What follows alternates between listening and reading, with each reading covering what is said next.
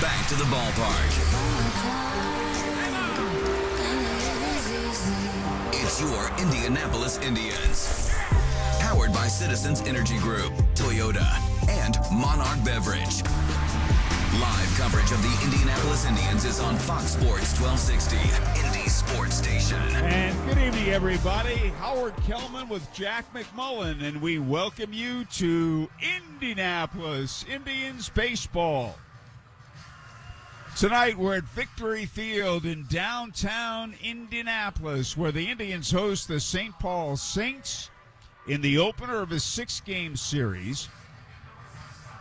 Final 6 home games of the season, and then the Indians go to Columbus for the final 4 games of the season. And tonight, the Indians want to right the ship. They have lost 6 in a row, having been swept by the Toledo Mud Hens, and they want to turn things around. There'll be some player moves made tomorrow. Altoona, the Pirates AA club, ended its season yesterday, and so we'll get some of those players here tomorrow. No announcement officially has been made on that as yet. At home plate, they're going over the ground rules and exchanging lineup cards. It is a beautiful night for baseball. 81 degrees, mostly clear skies, and the wind blowing out to right field. Absolutely terrific weather. We'll go at it again tomorrow night, Wednesday afternoon, Thursday, Friday, and Saturday evenings. Plenty of good tickets available for all these games. We'll have more on the Indianapolis Indians Broadcast Network. More for your money. Speech on. Screen recording in progress. 6:33 Pixel. Link. 6:33 p.m. Control center. AirPad. Camera. Button. Calculate timer. Focus. And that saves you a ton of money. Do not disturb. Button. Selected. Do not disturb. Camera. Low. Selected. Screen recording. Button. Check to your door. iHeart. Settings. Button. So save a ton now at Indiana's largest Andy Moore Nissan in Avon. Andy Moore. Failed sump pump? Flooded basement? Water damage happens fast this time of year. For 39 years, Hayes & Sons has been restoring water damage in Indiana homes and businesses. They'll help you navigate your insurance claim and get your life back on track. So when a water disaster strikes, tell your insurance agent you want Hayes & Sons for your restoration work. For more information, please visit hayesondsons.com. Hi, I'm Mike Nealon, owner of Master Jewelers in Castleton. I'd like to invite you to bring your old or out-of-style jewelry in and have our in-store master craftsmen refashion, repair, remount, or restyle those old pieces. You can use it as a trade-in or for an upgrade or utilize it as equity toward a brand new piece. Visit Master Jewelers and see our beautiful selection of loose diamonds, engagement rings, earrings, and stylish bracelets. Master Jewelers, best price, designer quality and style, and extreme value. Master Jewelers. Get ready, Tribe fans. Your Indianapolis Indians are on the air. Brought to you by Toyota, MLB Network, Elements Financial, Cammie's Fine Jewelers, and now, your Indianapolis Indians. Howard Kellman, Jack McMullen, Victory Field. Jack will be in here in a moment or two. He's doing some fill-in work over the public address system, while David Pigman, our regular PA announcer, sang the national anthem. Here is the St. Paul Saints lineup in batting order. Cole Sturgeon leading off in left field. Ryan Jeffers catching and batting second. Trevor Larnach, the right fielder, hits third. Chris Williams, the DH, batting fourth. John Andrioli in center field, hitting fifth. Jake Rucker, third baseman, bats sixth. Andrew Bechtold, the first baseman, hits seventh. Wander Javier, batting eighth and playing shortstop. Dalton Sheffield, the second baseman, bats ninth, with Austin Schulfer doing the pitching. The Indians take the field. They will lead off with Tucupita Marcano at second base. Hoy Park is the third baseman. Ji-Hwan Bae batting third at shortstop. Brent Sitta in left field hitting 4th. The designated hitter, Blake Sable, bats 5th. Travis Swaggerty in center field hitting 6th. Mason Martin, the first baseman, bats 7th. Taylor Davis catching and batting 8th. And in right field, batting 9th, Jared Oliva, with Cody Bolton doing the pitching. And Bolton takes his warm-up tosses now. He is making his 29th appearance. This is his 14th start. 4-2 with a 3.14 earned run average. They've been very careful with Bolton. Of course, there was no baseball in the minor leagues in 2020, and he missed last year due to a knee injury. So, when you consider he hadn't pitched in 2 years, they've been very careful with him this year in limiting his innings. In fact, although he's been here all year, he only has 71 2/3 innings. So he's ready to go. Cole Sturgeon ready to lead it off for the East St. Paul Saints. Sturgeon, a left-hand batter, hitting .255, no homers, 17 RBIs. The game begins, and immediately the Indians go into a shift. Bolton looks in, the windup in the first pitch of the game. Fastball, strike called, knee-high outside corner. We're underway from Victory Field in the capital city on a beautiful night. 81 degrees, wind blowing out to right field. Fastball a little bit outside, that's a ball. 1-1. Nice to see you, Jack. Long time no see, Howard. 1-1 delivery. Swing and a miss. I did inform the fans that you were doing some PA work with David Pigman, the regular PA announcer, singing our national anthem. So he did a wonderful job with the anthem. The 1-2 pitch, fastball outside. Not sure about the reception of the public address, but we shall see. Well, he did a great job. He'll be back next year when he does it again. The 2-2 delivery. Fastball, ground ball against the shift. Base hit left center field. Well, the shift backfired that time, and it's a leadoff single for Sturgeon. It'll bring up Ryan Jeffers, who is 2-for-9 as a St. Paul Saint. The Indians come in here 70-70. 10 games left. St. Paul, a game behind the Indians, 69-71. Sturgeon leads. And a fastball hit in the air to right field. Battling the sun is Oliva, and he's got it. Nice play, considering the sun is in his eyes. One man out. Well, Oliva's the only man left that actually has to deal with the sun right now, but thankfully he is shaded up and ready to go. Mason Martin playing first to Capito Marcano at second. G1 Bay, the shortstop. Hoy Park, the third baseman. Brent Sitta in left. Travis Swaggerty in center. Jared Oliva in right. Fastball is a strike to Trevor Larnach, who is batting 154, 4 for 26.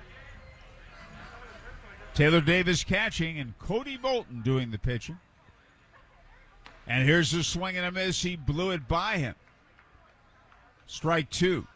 The shortstop Bay is one step to the third base side of second, so they're not in a shift. And the right-hander sets and delivers. Swung on, drilled to center field. Swaggerty battling the sun. He makes the catch. And a liner at him, and they're a two-way. He didn't have quite the issues that Oliva had, but he had some challenges. The good news is those balls were both stung right at Oliva and Swaggerty hardly had to budge. I think if he stood there, that would have caught him.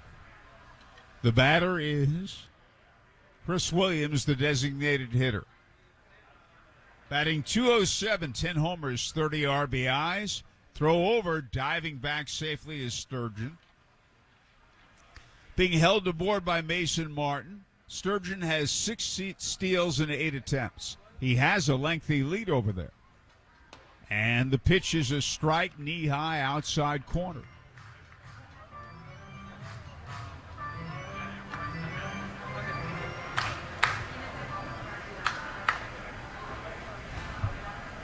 And a breaking ball outside. 1 ball, 1 strike.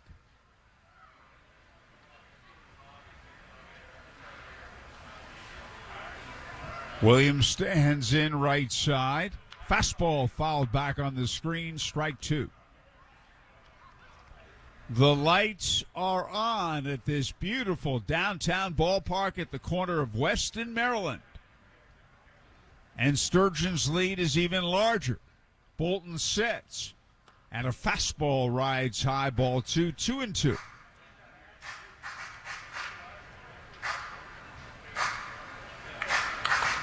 John Andrioli on deck. Defense straight up in the infield, around to the right in the outfield. Breaking ball, swinging a miss. He struck him out with an outside slider. After a half inning, St. Paul nothing. Indians coming to bat. It's that time of year again. Baseball and fun outdoors. Make Family Leisure your one-stop shop for outdoor fun. Family Leisure is the area's largest dealer of pools, spas, patio furniture, play gyms, outdoor rooms, and more. Open 7 days a week at the corner of Pendleton Pike and Oak Landon Road. Or you can shop online at FamilyLeisure.com. Proud sponsor of the Indians for over 20 years. Stop in with the family. Mention Indianapolis Indians and get a free baseball. Family Leisure, where family and fun come together. Every season has a home. Fall is in the fields, winter is for the Blues, but in spring, baseball is needed. Summer, that's our season. Home is at the ballpark and we're ready for you to move in. The coolers are full, the grill is hot, and we just cut the lawn. No need to bring a chair. We're saving the best seat for you. Come on over. Summer lives here. Victory is here. Get your tickets today at IndyIndians.com. Ruoff Mortgage knows your community. We know mortgages. Our goal is for everyone to discover the possibilities in the homeownership experience. We understand that buying or refinancing a home is never a small or simple task. So whether you're searching for your first home, refinancing your current mortgage, or making plans for another residence, Ruoff will be by your side through the entire journey. And with every closing, we're opening doors. Ruoff Mortgage is the Indiana Corporation licensed by the Indiana Department of Financial Institutions. This is not an offer for extension of credit or commitment to lend. All loans must satisfy company underwriting guidelines. Equal housing lender, NMLS number 141868. The Indianapolis Indians are always right here on Fox Sports 1260, Indy Sports Station.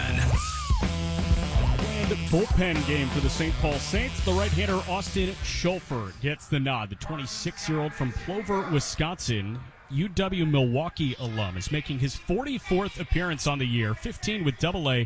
This is his 29th with St. Paul at the AAA level. His first start across double and AAA, a 3.09 ERA, 55 in the third innings, 61 punch-outs, 16 walks. Opponents hitting 203 against him. Howard? Okay, thank you, Jack.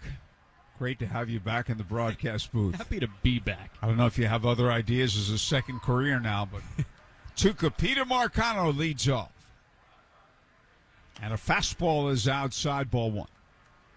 Marcano hitting .329, 2 homers, 6 RBIs. And the right-hander works off the stretch. Bullpen day for the St. Paul Saints. Here's a ground ball foul outside of first. This is a challenging thing for your legion of fans with you going from the broadcast booth to the PA and back to the broadcast booth. Well, my legion of fans is so vast, but I'm sure they'll recover. Here's a swing and a miss. Good slider down and in, strike 2.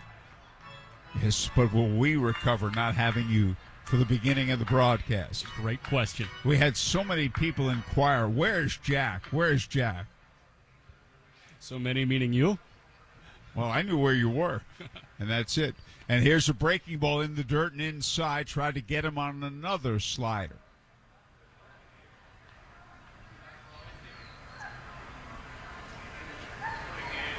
Andrew Bechtold playing first. Dalton Sheffield at second. Wander Javier at short. Jake Rucker at third. And another slider, and this one's low. Counts full. Cole Sturgeon in left. John Andrioli in center. Trevor Larnach in right. Ryan Jeffers catching. Austin Schulfer pitching. Fastball very close, a little bit outside, ball 4. He was ahead of him 1-2, and he walked it. An MHS walk for health.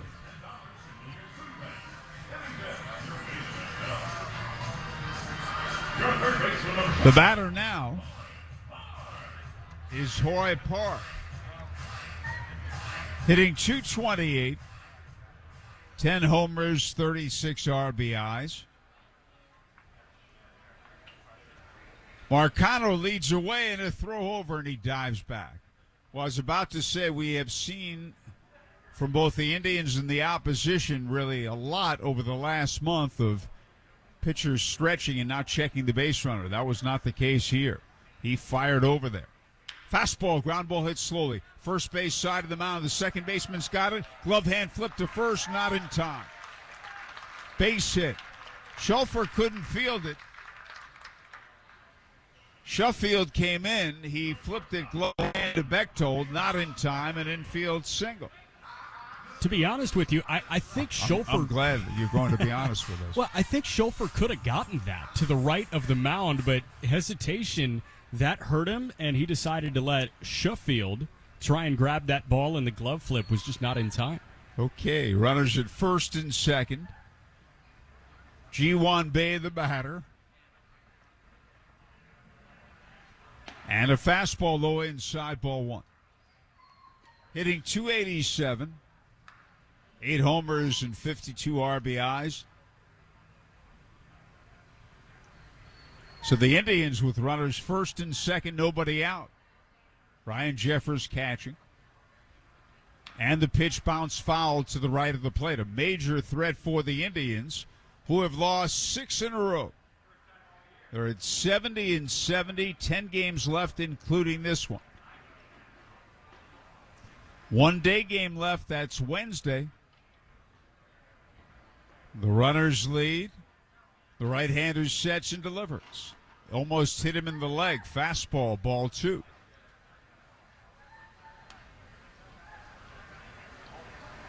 Brent Sitta on deck.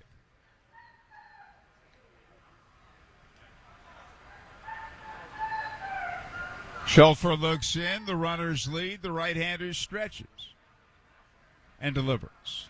And a fastball bounced to second. Glove by Sheffield. The second one on to first, not in time.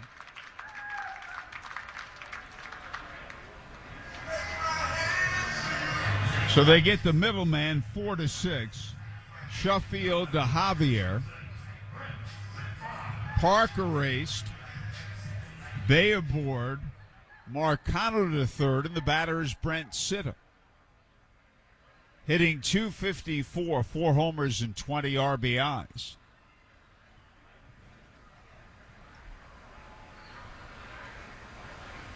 Runners lead. Throw to first, not in time. He goes diving back. Bay has 28 stolen bases, 27 rather. Trying to encourage him to get number 28. He's been caught 8 times. Runners lead. There he goes. Fastball low. Throw. Oh, and it hit the pitcher. The throw by the catcher hit the pitcher. The ball is still live, and now they call time after it's picked up. I'm not sure exactly where it hit him, Jack, but he's down on his knees. It got him in where you don't want to get hit. I think that caught him in the head, and wow. That's why the trainer for St. Paul ran out there as quickly as possible while that ball was still live, and the manager, Toby Gardenhire, joins him. I think Schulfer was... Boy, I think that, he was looking back to second, and that caught him right in the head. As Jeffers fires down there, and he now is seated, which is very good. He's in a crouch.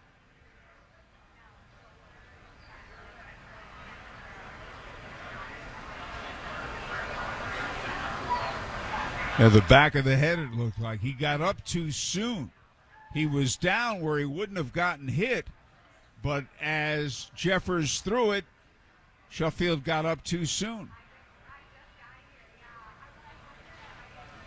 And he certainly appears to be okay. in terms of the fact that he was not knocked unconscious or anything like that. He's on his feet now. I don't know if he probably won't stay in the game. And he'll walk off, but at least he's walking off fine under his own power. So that is a stolen base for Bay. Marcano scored, and they'll probably charge Jeffers with an error because Marcano didn't break until after the ball went astray. So we have a new pitcher for the St. Paul Saints. Yeah, this looks like it'll be Tyler Beck who gets the ball for St. Paul. Beck, the 26-year-old from South Bend, went to the University of Tampa. And if you're joining us on MILB TV, we'll get one last look at the replay. And you're right, Howard. The best news is that Schulfer got up and was able to walk off under his own power. This is as scary as it gets, but thankfully he walked off and did not need assistance from the athletic trainer or his manager, Toby Gardenhire. So wishing all the best to Schulfer, and we get set for Tyler Beck. And Beck, this is his first appearance at the AAA level. Beck has made one appearance, totaled one inning. He threw 5 pitches, struck out 1, and got 3 outs. That was in the GCL, in the Gulf Coast League. Tyler Beck, speaking with St. Paul Saints announcer Sean Aronson, this might be the guy that had Tommy John surgery in October, and he's working his way back already, which is an incredible turnaround, less than 365 days. Typically, you budget about 16 months for Tommy John recovery, but Beck will make his second appearance of the year. He made 11 starts with Cedar Rapids at the high A level last year, had a 2.47 ERA across 58 and third innings. He made 5 appearances, 2 of which starts with Wichita at the Double A level last year. 25 and 2/3, had a 4.21 ERA. But again, this is just his second appearance of the year. His first one was a 5-pitch inning in the Gulf Coast League for the Twins in what is the equivalent to Rookie Bowl now. He gets as much time as he needs to warm up. We were correct in the scoring. Stolen base for Bay. Error charge to Jeffers, allowing Marcano to score, and the Indians have a 1-0 lead. I would think that Tyler Beck would be ready in a moment or two. Whatever Sitta does with the count 1 ball, no strikes, either charge or credit to Tyler Beck. Indians 1, Saints 0. Opener of a 6-game series. 6:35 starting time tomorrow. The dollar menu in effect. Hot dogs, peanuts, popcorn, and Cracker Jack, all for $1. A day game Wednesday, our final matinee of the season, 1:35 starting time. And then night games Thursday and Friday at 7:05. And the final home game of the season Saturday at 6:35. Then the Indians will be off on Sunday. And they open a series in Columbus, the final series of the year, on Monday. 6:15 starting time Monday. 6:15 starting time for the doubleheader Tuesday. And 6:15 starting time for the season finale a week from Wednesday. And at that time, the Indians will have played all 150 games.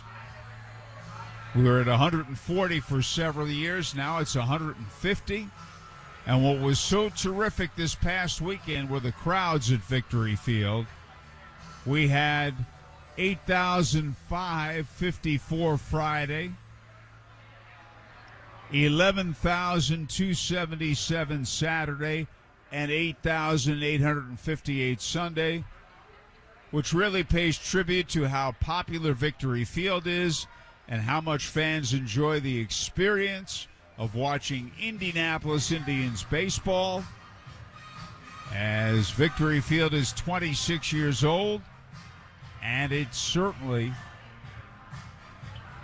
seems like it's brand new. It's that popular. The field is in great shape. Joey Stevenson and his crew do a wonderful job. And that playing surface is as good as there is throughout baseball at any level. What a great job Joey and his crew do. Tyler Beck ready to go. Brent Sitter back in. The count, 1 ball, no strikes. We're in the bottom half of the first inning, and the Indians are leading 1-0. Bay leads at second. 1 man out. And the pitch misses outside, a slider, ball 2, 2-0.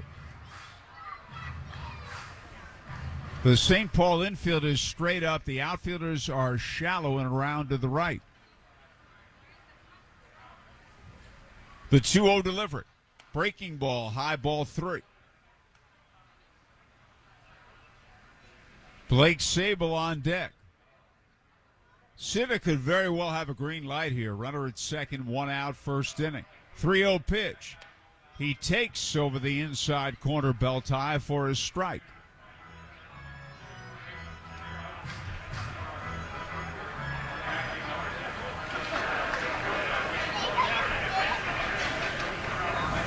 And a fastball fouled off to the right side, out of play, strike 2. And the count's full.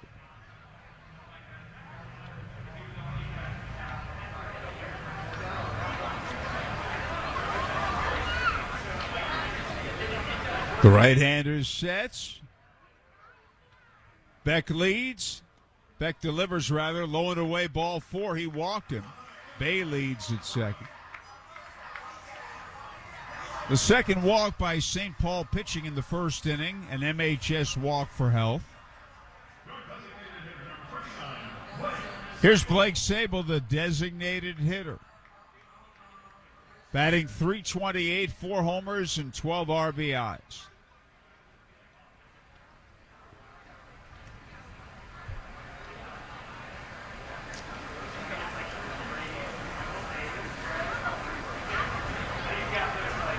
Runners lead first and second. And a pitch clock violation against Tyler Beck. Ball 1. As Dylan Wilson, the plate umpire, calls it. Beck takes a long look in there. Now the runners lead. And the 1-0 delivery. Low outside, ball 2, 2-0. You'd think after that much deliberation, he and Jeffers would be on the same page. Runners lead first and second. The stretch. And the 2-0 pitch. Change up outside, ball 3, 3-0. I would think Sable would have a green light here. What a job Blake Sable has done for this ball club. Can't say enough about it. He's been terrific. He takes high and away, nowhere near home plate. Another base on balls. It's the third walk of the inning. Another MHS walk for health. Ryan Jeffers goes out to the mound to talk to Tyler Beck. And the batter is Travis Swaggerty, hitting .258, 9 homers and 53 RBIs. Tyler Beck is a Hoosier from South Bend.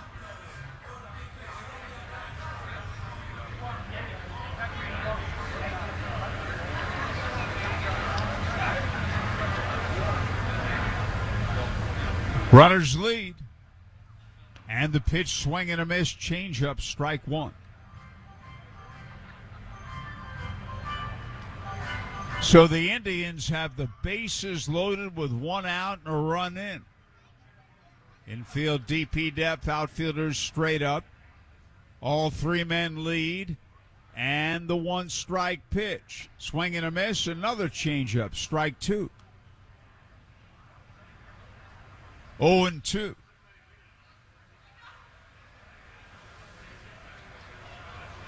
And again, all 3 men lead.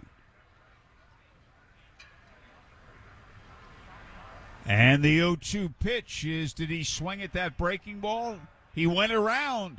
They asked the third base ump, Cody Oakes, who's the crew chief. He said he swung and missed at the breaking ball in the dirt. Strike 3, and there are 2 outs. And now Mason Martin, hitting .215, 17 homers, 71 RBIs.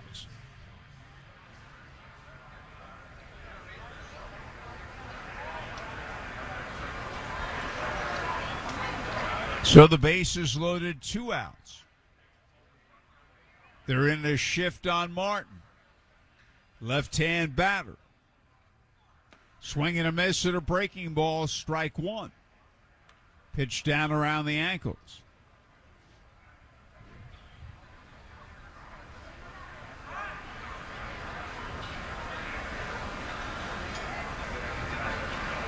All 3 men lead. Beck stretches and delivers. Outside, ball 1. 1 ball, 1 strike. Beck is not overpowering by any means. And again, all 3 men take their leads. The right-hander stretches. Martin holds those hands very high. And a breaking ball clips the outside corner above the logo, knee. other, sign. Claim your free welcome bonus now. Casino or pirate it. Settings, button.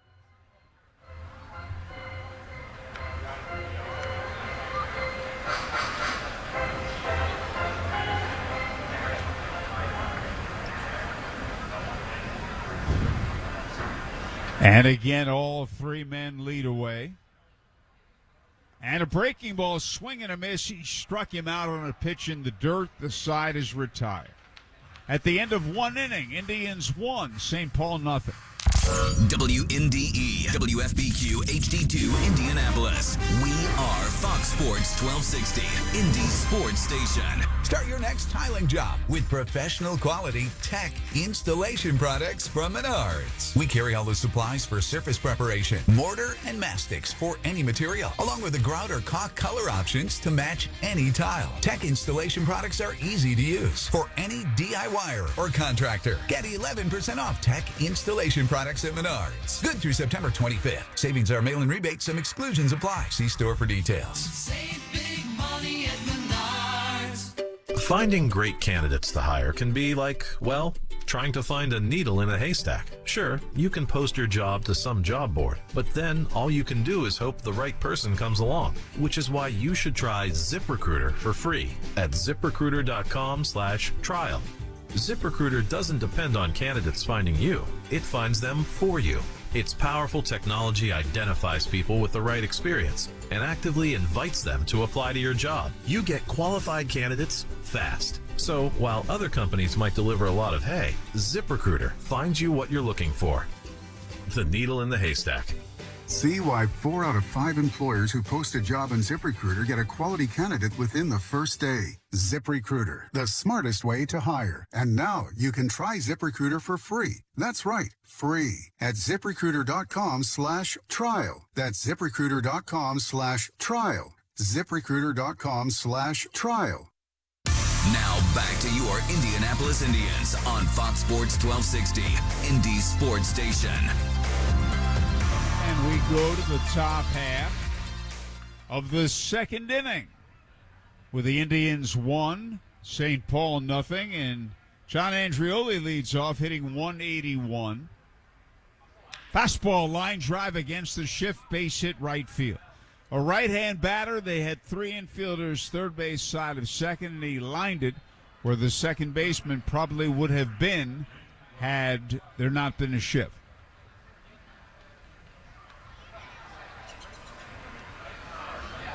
Well, the St. Paul Saints have 2 base hits, and in each case it was a hit against the shift. Now Jake Rucker, 2 for 6 is a Saint. Fastball swing and a miss, strike 1, foul ball held onto by Taylor Davis. And Rucker made a big jump here. He had 60 games with low A Fort Myers, then 55 with high A Cedar Rapids. No stop in Wichita. The Double-A team for the Twins. The pitch is outside. That's a ball. One ball, one strike. Bolton to the belt. He delivers. And a fastball fouled back on the screen. 1-2.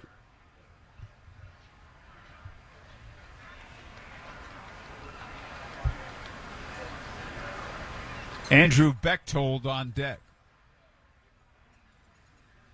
Andrioli leads away. And a breaking ball fouled back on the screen. The Indians at double play depth. Marcano at second, shading toward the bag, but nowhere near shift. Outfielders, meanwhile, around to the right. Throw over. And Andrioli dives back safely. Mason Martin holds him aboard. And from the Indians' perspective, they could really use a win. I mean, they're not going to the postseason, but they've lost 6 in a row. Fastball high and tight. 2 balls, 2 strikes. And that St. Paul Saints team is only a game behind the Indians in the standings. The previous series with Toledo did not leave a good taste in anyone's mouth. Breaking ball, swing and a miss. He struck him out. He chased one that was outside. And there's one away. Bolton's second strikeout. Here's Andrew Bechtold. Hitting 159, 2 homers, 11 RBIs.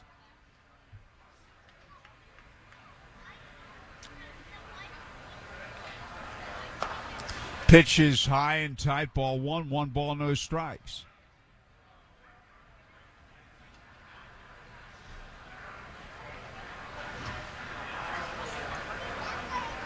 And the 1-0 delivery is a little bit high, ball 2, 2-0.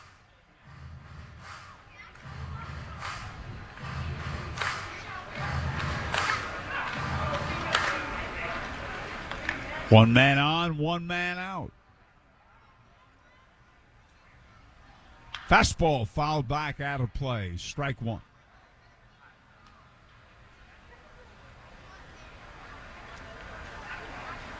Beautiful day in central Indiana. 81 degrees at game time. Wind blowing out to right field. Just a few scattered clouds.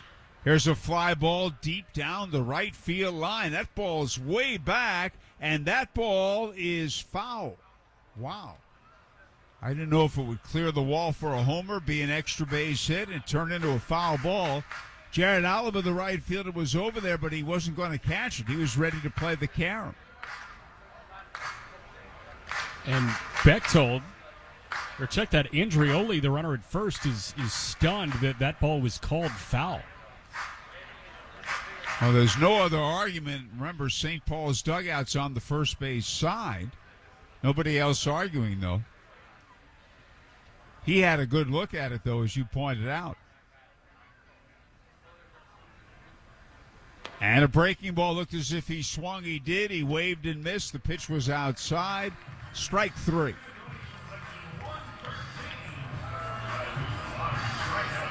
It's the beauty of baseball. You think that you just went yard to the opposite field, just snuck it inside the line, and then you check your swing and you're rung up. Yep, you rarely see a guy hit another one, which we did happen and see once. Wander Javier, the batter, the pitch outside. Never will forget this. Mike Hessman, who I think leads all of minor league baseball, most home runs in MILB history, right, playing for Toledo, where he had several great years. And the pitch in the dirt and back to the screen. And going down to second base on the wild pitch is Andrioli. So Hessman hits a ball down the left field line. Called a fair ball. He trots around the bases in the dugout, home run. The Indians argue. They say, ask the other umpires. So here's the third base umpire with the best look asking the other umpires, and they change it to a foul ball. And the pitch is, what is this, way outside again? That's another wild pitch. Wow. Andrioli goes to third. Taylor Davis has seen enough of this, and he's going out to the mound. So the argument finally ends, and Mike Hessman has to bat again. and he belts a home run. And as he's crossing first base, he says to the first base umpire, who overruled and called the other one a foul ball, call that one foul too. And he threw in a few other choice expletives. Yeah. And a foul back on the screen. The first base umpire met Hessman at home plate, and the moment he crossed home plate and the home run was official, he was thrown out of the game. That's the stuff of legends. And a breaking ball in for a strike.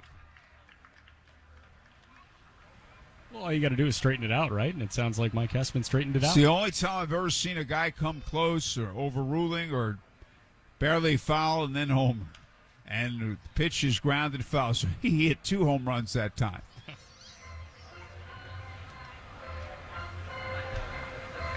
Call that one foul too, he suggested, and a ball hit to left center.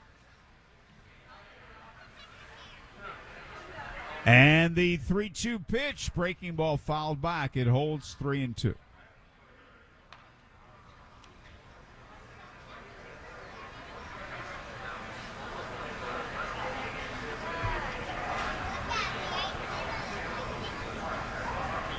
Bolton stretches. Andrioli, who was wild, pitched to second and to third, leads. Pitch is in there at the knees. Strike 3 called. Side retired. 3 strikeouts in a row. After the leadoff hit, after 1 1/2, Indians 1, Saints nothing. As Central Indiana's leader in waste disposal and recycling, Rays is looking for the most talented drivers to join our ever-growing and expanding team. With a competitive compensation package, including full health benefits and 401k, Rays is seeking individuals who are looking for the opportunity to join the industry leader. Rays is also proud to provide CDL training for motivated individuals looking to build a successful career within our organization. Visit raystrash.com for further details or call 317-539-2024 to learn how you can become part of our winning team. Rays, the only product we have to sell is service. Rays is proud to be the official recycling and waste disposal partner of Victory Field. The Biff Ward Real Estate Group, where experience and excellence meet. $1.7 billion in career sales and counting. Navigating this hot housing market takes a powerhouse team like Biff Ward Real Estate Group. Wondering what your home is worth? Call the Biff Ward Group at 317-590-7871. Biff at TalkToTucker.com. Step up to the plate. Biff Ward will get you home. All I want this year is to be cancer-free. All I want is a healthy heart. All I want is to see the world. All we want is hope. Make a difference in a child's life. Make a year-end gift at RileyKids.org. The gift of hope happens here. At Riley Hospital. Back to the Indianapolis Indians on Fox Sports 1260, Indy Sports Station. And we go to the bottom half of the second inning, and Taylor Davis will lead off for Indianapolis. The right-hand batting catcher hasn't played much at all in the last month. Before when he was playing, he did a terrific job. Breaking ball is his strike. He works well with the staff. He was getting some big hits. And it reflects the fact he's hitting .274. No homers, 15 RBIs. He waves and misses at a low outside breaking ball, strike 2. Well, and it's so obvious that he is a favorite in the clubhouse. I mean, this is one of the more senior guys on this team. You look to the senior guys to be a leader, and not only is he very funny, and I'm sure the guys like gravitating towards that, but he probably presents some of that veteran leadership. He's been there. He's seen it. And the pitch is outside into the dirt. Jack, I forget exactly when this period was, but he got to play consistently for a brief period of time, and he was terrific offensively too, in addition to his work with the staff. But then again, he was on the taxi squad. He stopped playing, breaking ball high and tight, and wasn't able to maintain that. 2 balls, 2 strikes. Got called to the big leagues for a couple of days. Beck delivers. Outside ball 3. 9-game stretch in July. Taylor Davis hit .346. That was it. It's gone from 0-2 to 3-2 on him. And the right-hander's pitch. High and inside, ball 4. Tyler Beck's already walked 3 batters. MHS walk for health. 3 batters in 2/3 of an inning. Here's Jared Oliva. Hitting .259, 8 home runs, 36 RBIs.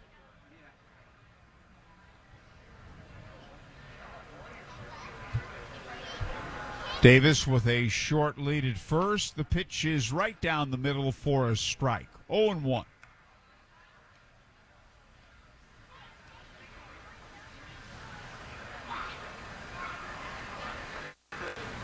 And again, the right-hander stretches and delivers.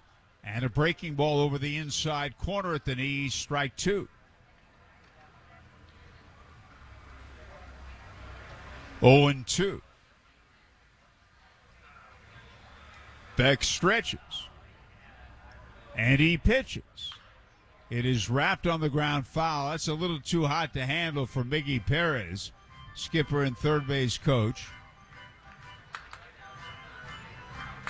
No balls, 2 strikes. Earlier last week, we saw Miggy not go after one, right? He didn't bend down for a ground ball that just rolled right past him. He's a catcher, ex-catcher, not an infielder. 0-2 pitch in the dirt and outside.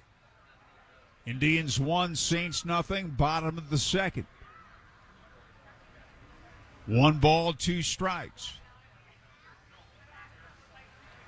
Tucupita Marcano on deck.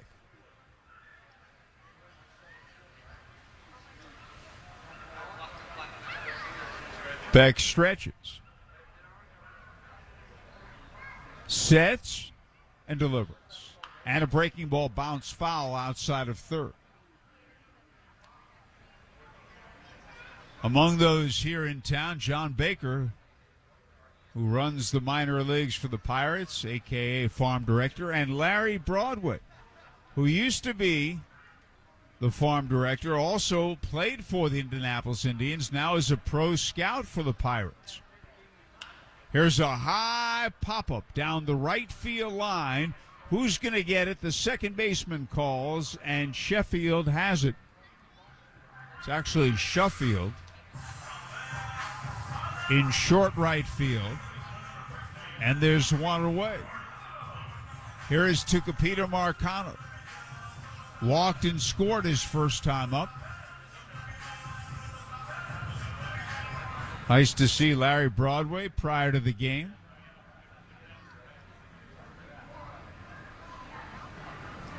A Duke man. Davis leads. And the pitch is fouled at the plate.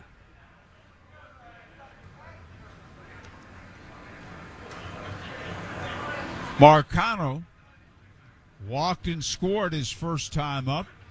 Fouled that ball off his front leg.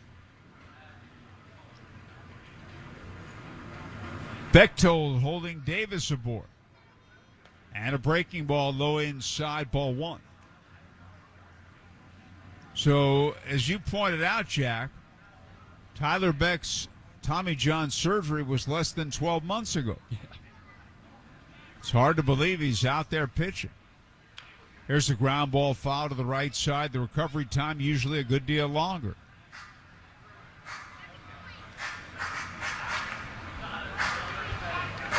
Well, I'm thinking, even an earlier timeline, former Indianapolis Indian Tyler Glasnow is currently on a rehab assignment. Looks like he's on the cusp of coming back and joining the Rays for this final stretch. But Glasnow, he tore his UCL in early to mid-May of last year, and he's working his way back right now. But Tyler Beck, again, 5 pitches in the Gulf Coast League before this, and this his first AAA outing. And a breaking ball is swung on, driven deep to right field. That ball is way back, and that ball is a home run. A home run for Marcano. He belts it down the line and over the wall.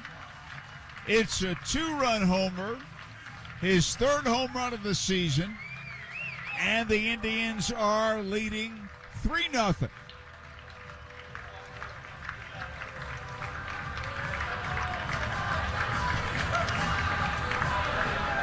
And again, all Indians home runs this year brought to you by Hoosier Lottery. And Marcano does such a good job getting his hands extended. I think that pitch was outer half to the lefty bat Marcano, but he got out in front of it.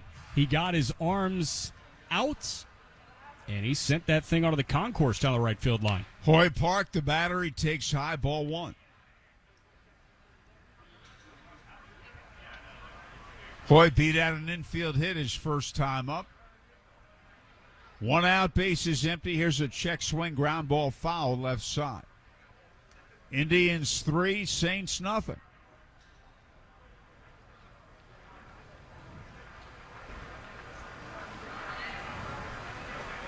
The 1-1 pitch is high and tight.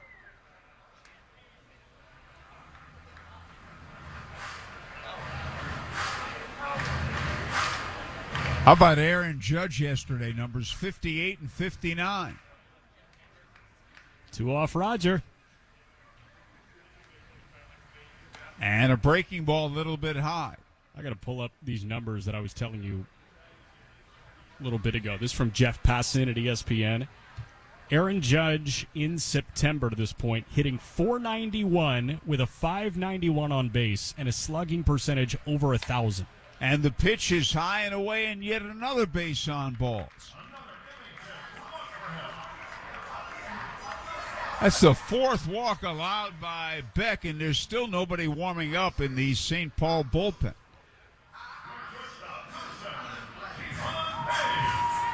And the batter is Ji-Hwan Bae, who bounced into a fielder's choice and stole the base his first time up.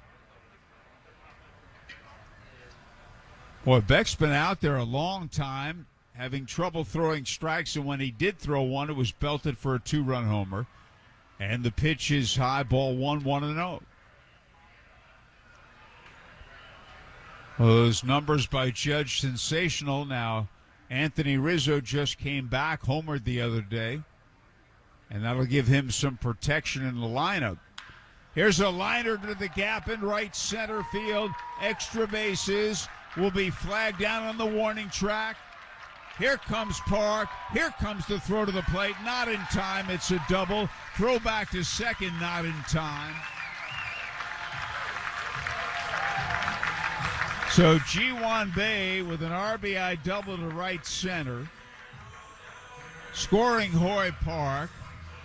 And the Indians lead 4-0. Here comes the St. Paul pitching coach, Virgil Vasquez, the former Indianapolis Indian. The damage already has been inflicted. There's not much he can say now. He's given up 2 walks, a home run, and a double in the inning.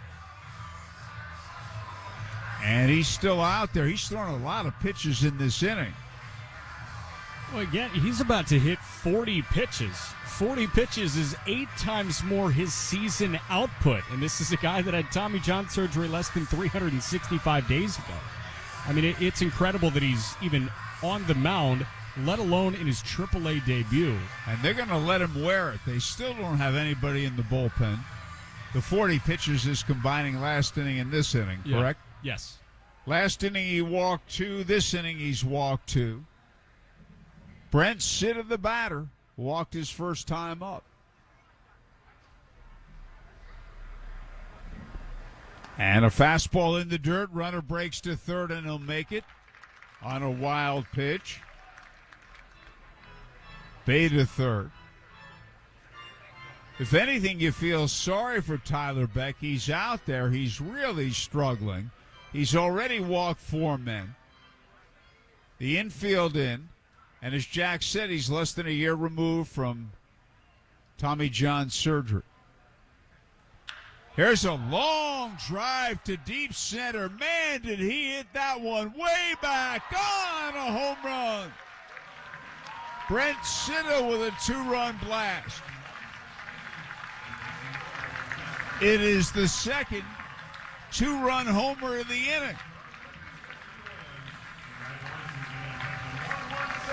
His fifth of the year. And now we have action in the St. Paul bullpen. Well, big man knew it. Sitta got all the way into it. Again, a Hoosier Lottery home run. And listen, even if you send it to dead center, one of the deepest parts of the ballpark, if you got it, you got it. He got it. I think so. 5 runs are in. Blake Sable the batter. And a breaking ball is a strike. So we got a left-hander warming up in the Saints bullpen.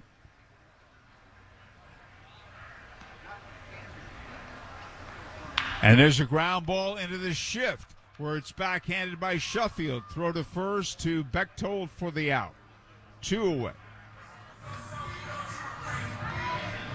And that'll bring up Travis Swaggerty. 2 two-run homers and a run-scoring double in the inning.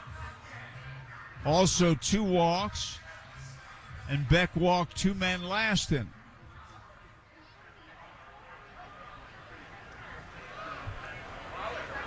And the right-hander looks in and pitches. Low inside, ball 1. Lefty warming in the Saints bullpen is the only left-handed pitcher on their roster, Evan Sisk.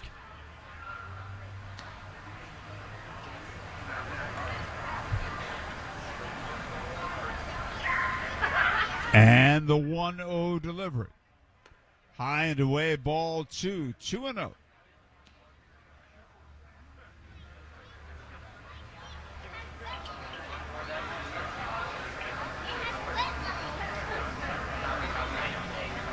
Beck delivers and a swing and a foul back off a low inside breaking ball. Swaggerty fanned his first time up.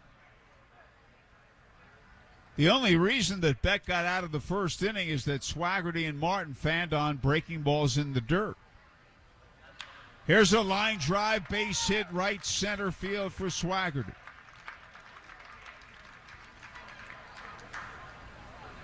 Mason Martin will be the 9th man to bat in the inning. He fanned his first time up.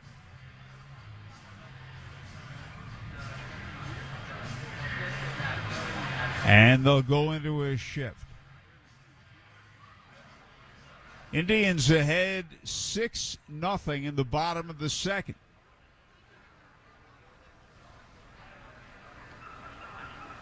Beck stretches. Swaggerty leads.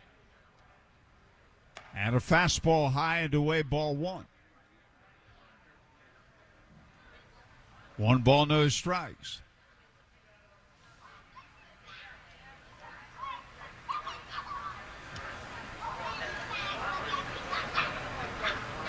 And the 1-0 with Swaggerty running, swing and a miss. There's no effort to throw. Stolen base for Swaggerty. 17th of the season.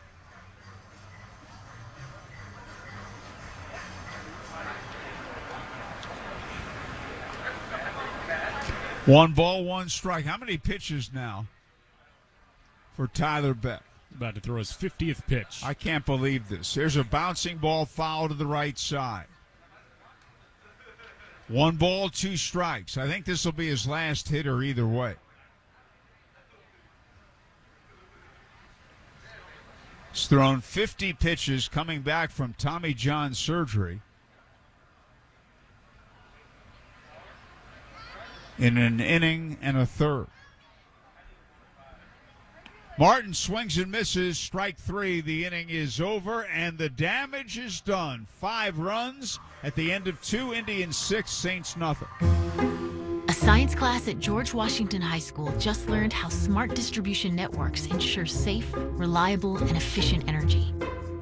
At AES, we are putting these next-generation innovations to work right here in Indianapolis so that our community can enjoy smart energy solutions that power our lives and energize the next generation of innovators. IPL is now AES Indiana. We are accelerating the future of energy together. Why is Elements Financial like a bank, only better? One reason is we are here for you both near and far. We're proud to be respected locally and accessed globally. You are likely to see us at your own workplace. Elements is based in Indiana, yet accessible from anywhere. And overall, we're helping you to be smarter with your money in any situation. Visit us at elements.org to learn more reasons we are like a bank, only better. Federally insured by the NCUA. Inspired by your nerves of steel and the nerves and joints that help our bodies go. Inspired by longer walks and breakthrough joint replacements that keep you in step. We're inspired to deliver the best in orthopedic care because at Franciscan Health, we're inspired by you. To learn more, visit franciscanhealth.org/orthocare.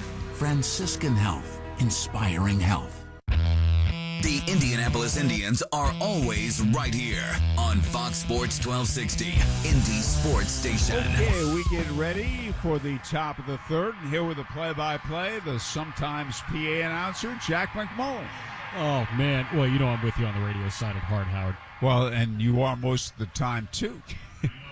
Indians have the lead 6-0, third inning of work for Cody Bolton. How did you find that? To be serious for a moment, how did you find that? It's interesting. You know, as the first pitch to the 9-hitter Dalton Shuffield is hit on the ground, a little piece of his bat came flying off, but Bay with a line throw to first, and there's one away. I found it interesting. Have you ever done any public address?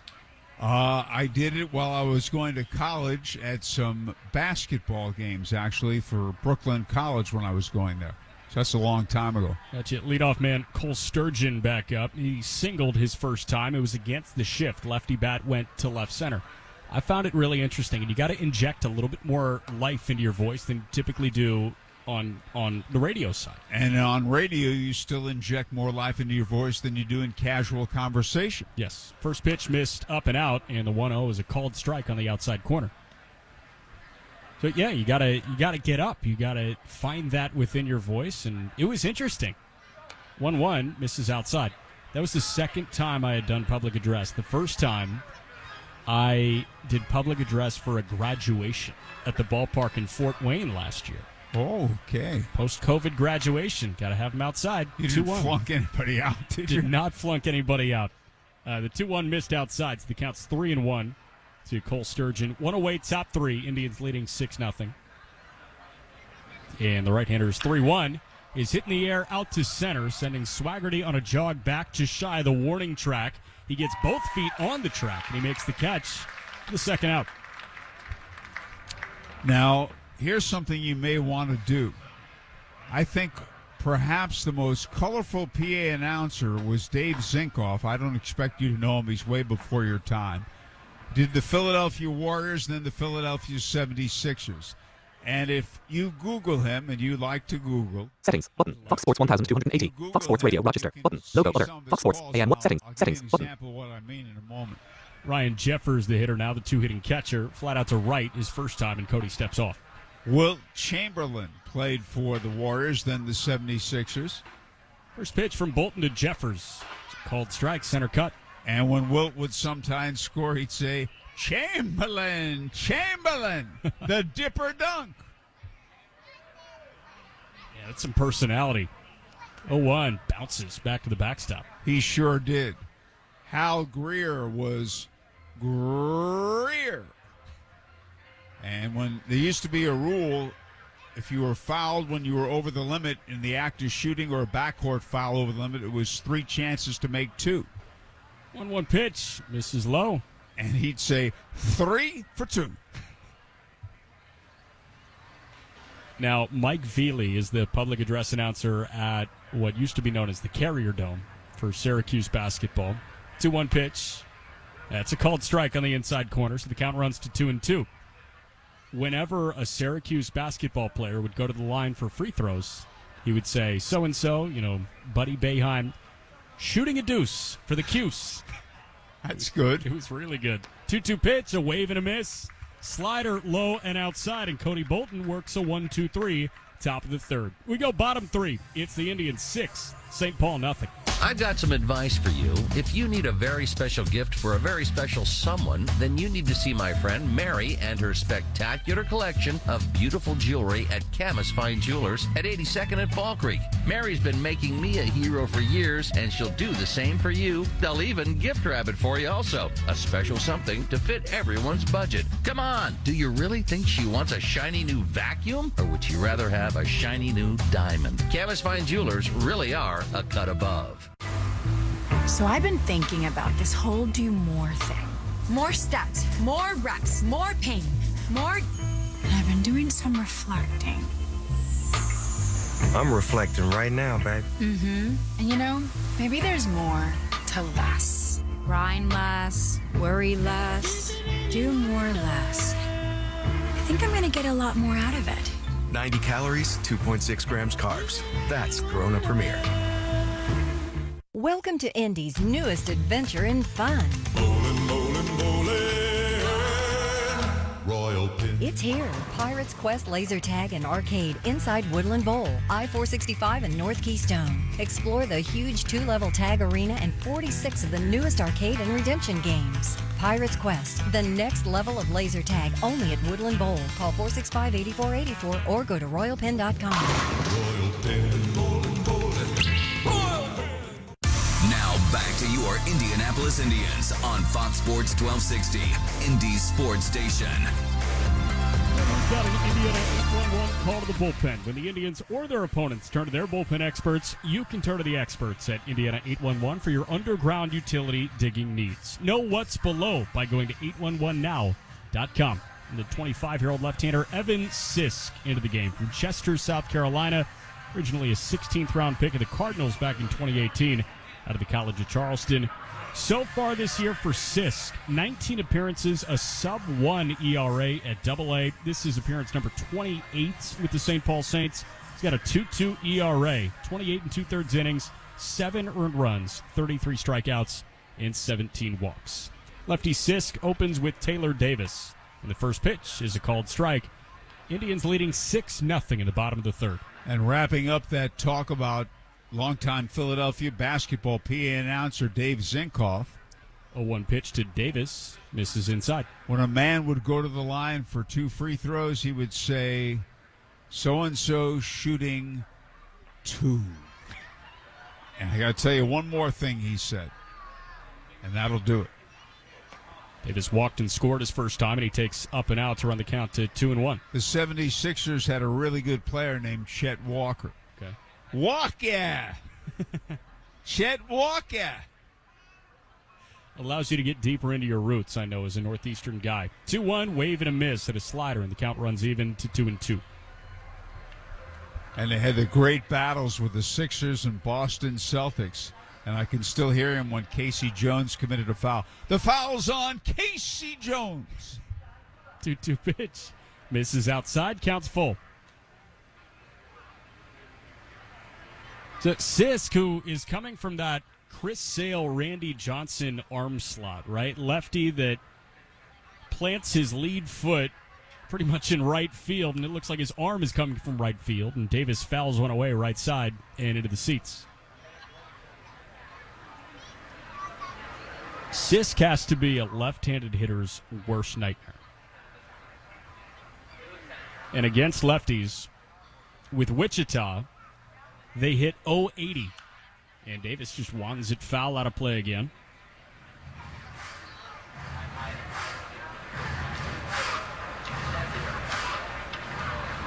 Makes a lot of sense. You have to look behind you if you're a left-handed bat getting ready for that low three-quarters delivery from, again, what looks like it's coming from straightaway right field. Payoff pitch, hit softly on the ground, left side. Rucker charging, and he bobbles it. Can't make the throw. He picked it up on the bobble, thinking that he could get the not too fleet of foot Taylor Davis, but it was too little too late. That'll likely be an infield single for Davis. Might be the first one in a couple years for Taylor Davis. It was a backhand play by Rucker, and he just fumbled it on the transfer. So we'll wait for the official scoring. But now it's the 9-hitter Jared Oliva who popped out to the second baseman, Sheffield, his first time. The first pitch is a called strike on the inside corner. And Indians leading 6-0 in the bottom of the third. With Taylor Davis at first. Oliva hitting .258. Taps one foul, third base side. Action in the Indians bullpen, and the right-hander and the all-star this year, David Bednar, is up and warming. Bednar on a rehab assignment. Dealing with a lower back issue. 0-2 pitch. Oliva with a wave and a miss. Slider at 77, bottom of the zone, dropped out of it. And Sisk has a punch out. There's one away.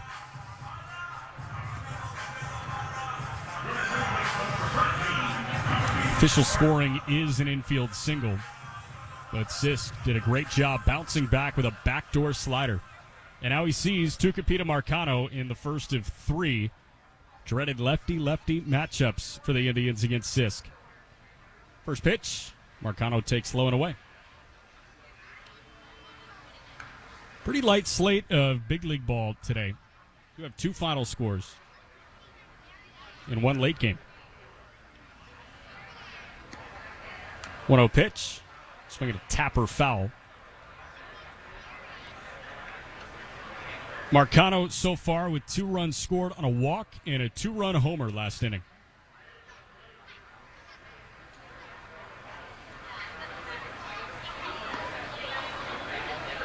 Next pitch, Marcano laces down the right field line, tailing foul. The count moves to 1-2. Parent club of the Saints, Minnesota, they fell to Cleveland in Cleveland 11-4. Cal Quantrill got his 13th win of the year. He's 13-5 with a 3.56 ERA.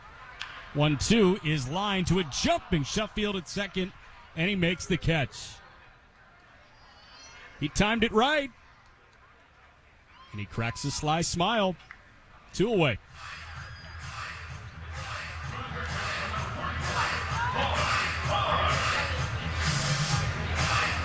Was hit on a rope, and Sheffield probably would have been a little bit easier if he didn't leave his feet and just shuffled one step to his left, but he got the style points. And now it's Hoyt Park. First pitch, misses upstairs. Park 1 for 1 with a single and a walk. Scored from first on a G1 double.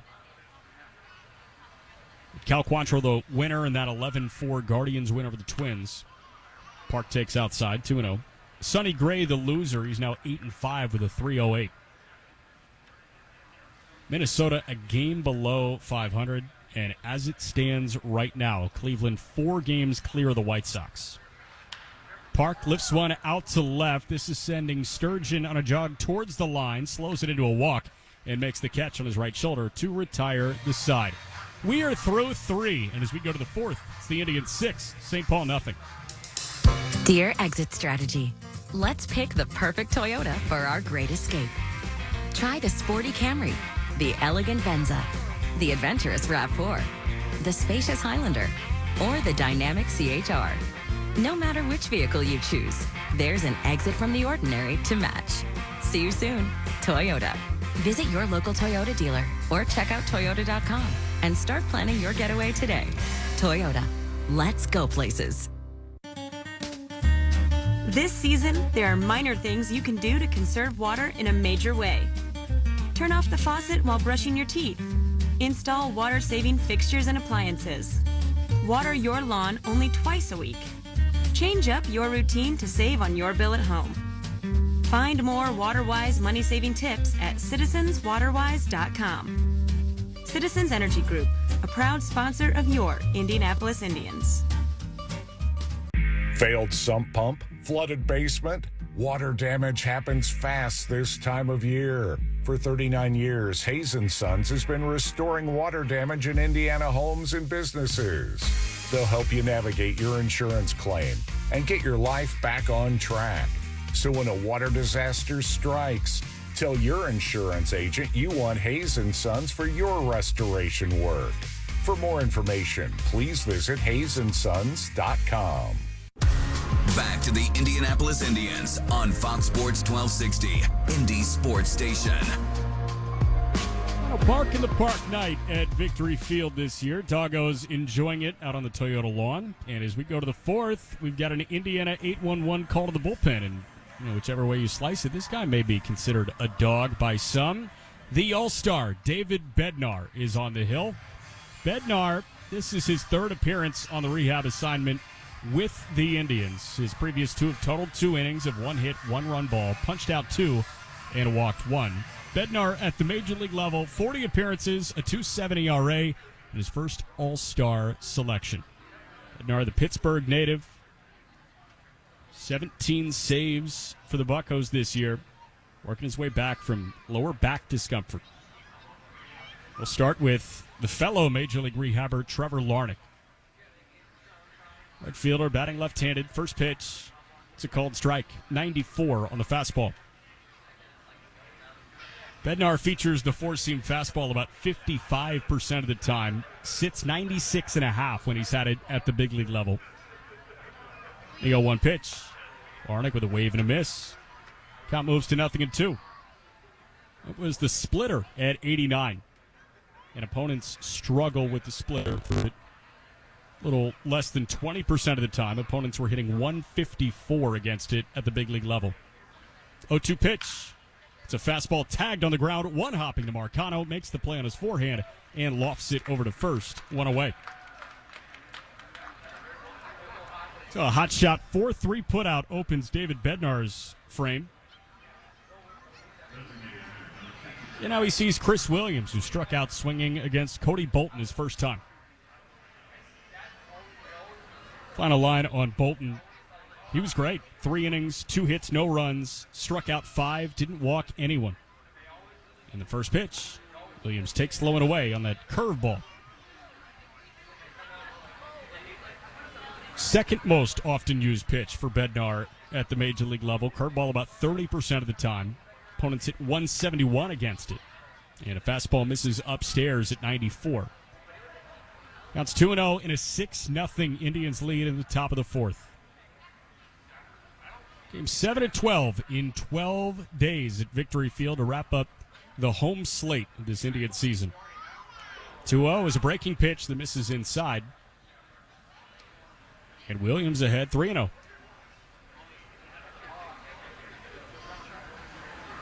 Chris Williams playing in his 35th game as a Saint, hitting .205 with 10 homers and 30 driven in. 3-0 pitch, swing and a miss.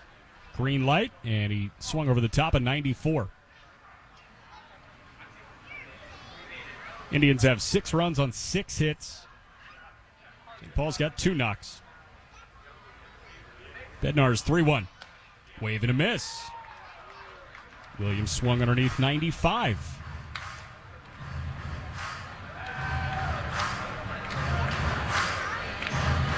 John Andreoli waits on deck. With 1 away in the top of the fourth. The payoff from Bednar on the way. Swing and a miss, strike 3. 95 challenging him, and 3 fastballs get cuts and misses. 2 away.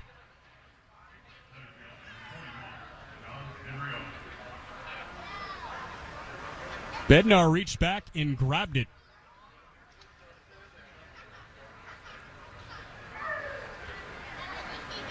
Now he sees Andreoli, who singled to lead off the second. Thick cut right-handed hitter in the first pitch. Breaking ball that he snaps off for a called strike on the inside corner.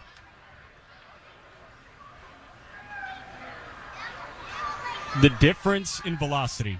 94 to 96 with his fastball. 0-1 pitch. That's tagged out to center. This is falling quickly, and that gets down on a bounce to the center fielder Swaggerty for a base hit. So after seeing 76, he sends 95 back up the gut, maybe harder.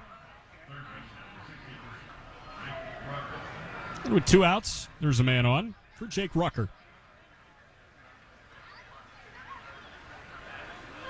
The velo disparity. 94 to 96 on the fastball from Bednar, a slider or a splitter right around 90, and then that curveball in the mid to high 70s. First pitch is a called strike to Rucker. Struck out swinging his first time. And the Indians leading 6-0 in the top of the fourth. Series opener a 6 against St. Paul. And ahead of the 0-1, a throw over to first, and Andrioli back in standing up.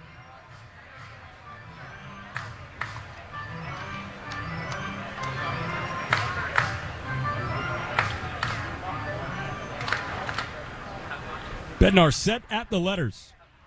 And his 0-1 pitch, runner moving, swing and a miss. Throw down to second from Davis, and it's not in time. A head-first dive gets Andrioli into second with a swiped bag. 13th stolen base on his 15th attempt as a Saint this year, and it was all on the jump. So he's in scoring position with 2 away. And the 0-2 pitch to Rucker. Cut on and missed. Slider bottomed out. Davis caught it, and Bednar has a couple of punch-outs and strands a man at second. We go bottom 4. The Indians 6, St. Paul nothing. Introducing Flight by Yingling, the next generation of light beer. For those who don't follow trends, but craft them. Flight by Yingling is 12 ounces of uncompromised refreshment from America's oldest brewery. With only 2.6 grams of carbs and 95 calories, this is premium refreshment 6 generations in the making. Don't just raise a glass, raise the bar. Flight by Yingling. Now available wherever beer is sold. DG Yingling and Son Incorporated. Pottsville, Pennsylvania. Please enjoy responsibly. At Raise, we're about protecting the environment while bringing cost savings to our customers. As one of the largest recyclers in Indiana, we provide recycling services and offer rebates to our customers for paper, cardboard, and ferrous and non-ferrous metals. As natural resources increase in price and landfill space dwindles, Raise remains committed to preserving our environment and serving Central Indiana with efficient, cost-effective, and responsible waste removal and recycling solutions. Visit raisetrash.com to see how we can bring our cost-effective recycling services to your organization. Raise, the only product we have to sell is service. Raise is proud to be the official recycling and waste disposal partner of Victory Field. Have you heard the good news? McAllister's has a fresh new app and bigger, better, sweeter rewards. Bigger, like 10 points for every dollar bid. Better, because free tea at sign up. Sweeter, because we believe you should get special offers and treats just because. It's okay to be excited. We are too. And the sooner you sign up, the closer you are to crave-worthy rewards. Download the app and start earning today. Learn more at McAllistersDeli.com/rewards. The Indianapolis Indians are always right here on Fox Sports 1260, Indy Sports Station. And Indians fans, the Pirates' future is here on MILB.TV. With all home and away games streamed live, the only way to watch the Indians on any device this season is on MILB.TV. Use promo code Indianapolis at checkout and save $10 on a yearly subscription. Swing and a miss from Ji-Wan Bae on an Evan Sisk fastball to open the bottom of the fourth. Indians leading 6-0. And Sisk, the left-hander who started the third inning into his second, and he misses outside to run the count even. 3, 4, and 5 to up for the Indians. Starting with Bae, who's 1 for 2 with an RBI double and a run scored. The 1-1 misses outside.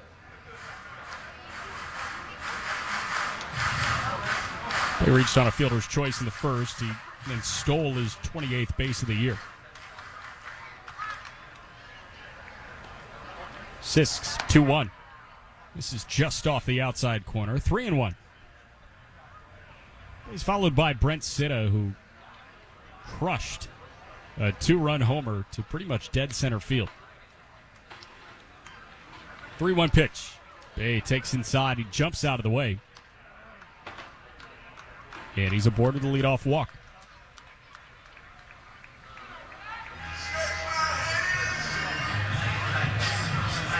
Now, Sitta, again, that 2-run homer. He's 1 for 1. He walked his first time. And with Bae reaching safely for the second time today, that means each of the first 4 guys in the Indians' attack have now reached multiple times. We're in the bottom of the fourth inning. First pitch, Brent lays off. the majority of the Indians lineup. So the front four and the 8-hitter Taylor Davis, he's 1 for 1 with a single and a walk. 1-0 pitch. Brett takes a called strike on the inside corner. Yes, it's a fastball at 90, but from the arm slot that Sisk is at, feels like it sweeps in on Sitta's hands. Day with a short lead, and the pitch, wave and a miss. Slider at 78 from Sisk. Now moves to 1-2.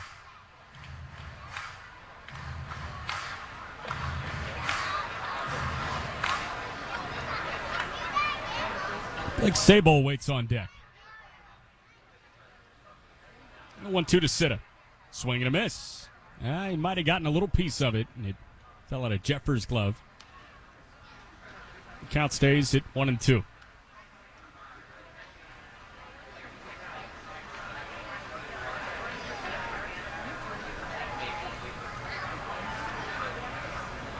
Next pitch.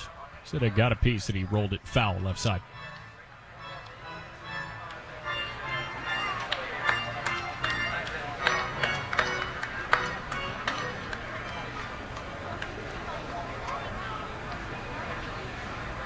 Pitching matchup tomorrow. In the 1-2, they got Bay moving. Throw went to first, and there's no throw to second. Bay sliding feet first in with a stolen base. He took off on first movement, which was a leg kick from Sisk, who immediately went to first base. But the first baseman, Bechtold, just held it, even though it looked like the second baseman, Sheffield, got to the bag in time for a throw to be made to at least try and get Bay. Pitch to Sitta is rolled foul again, so the count stays at 1-2, but now a man's in scoring position. Nobody out. Bay with stolen base number 29 on the year now.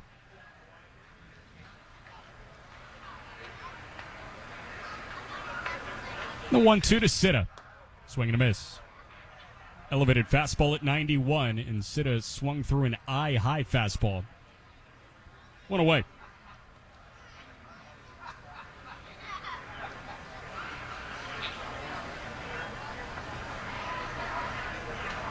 So now it's Blake Sable, who's walked and bounced out to second. The dreaded lefty-lefty matchup against Evan Sisk. And in Wichita, opponents that hit left-handed hit 0-80 against Sisk. And an awkward check swing and a go-around from Sable makes it 0-1.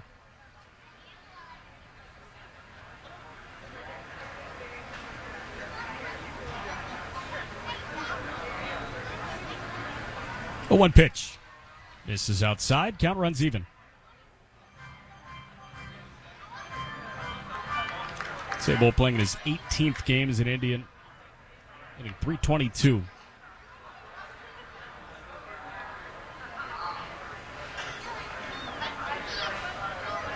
Left-hander Zach Matson up and warming in the Indians bullpen.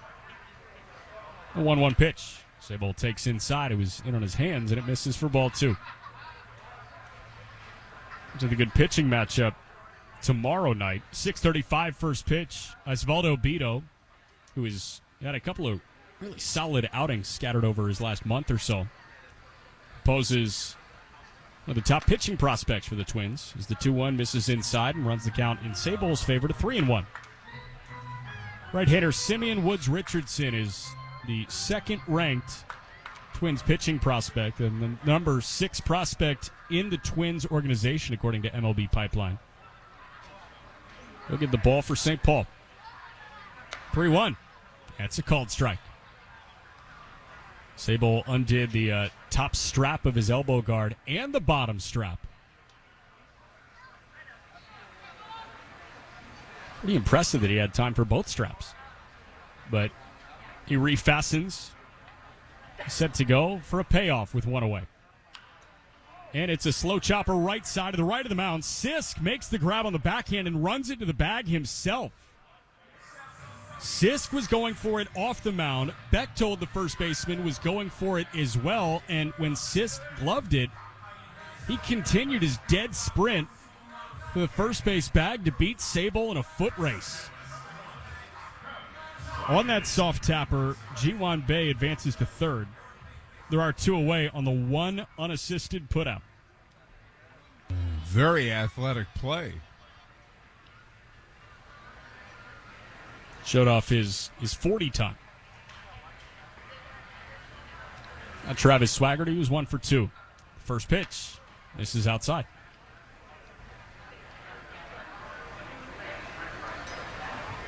Bay 90 feet away. Indians leading 6-0 here in the bottom of the fourth. And another lefty-lefty matchup. 1-0 pitch. Swaggerty lines it the other way, and that gets down. That'll roll for a little bit. Bay walks home. Swaggerty pumps the brakes at second. He's heading to third with the throw going to nobody, and he's aboard there.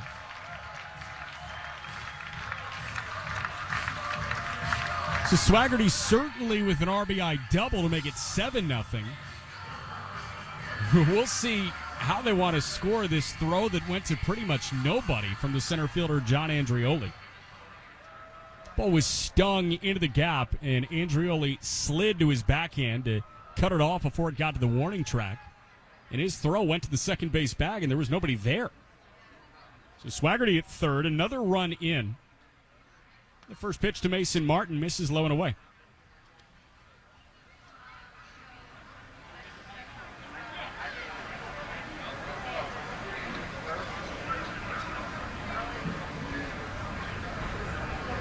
Mason so far today 0 for 2 with 2 swinging strikeouts, and he swings through a slider to run the count even.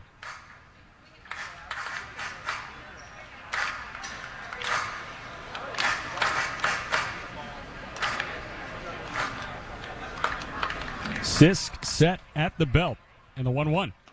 This is off the plate away.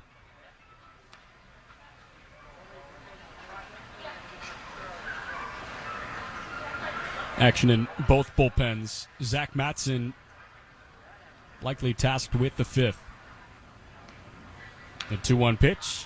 Bounced foul. Back at the backstop. And Matson's a guy that has opened some games. He can be a multi-inning reliever, so expect Matson to try and work through the middle innings at the very least.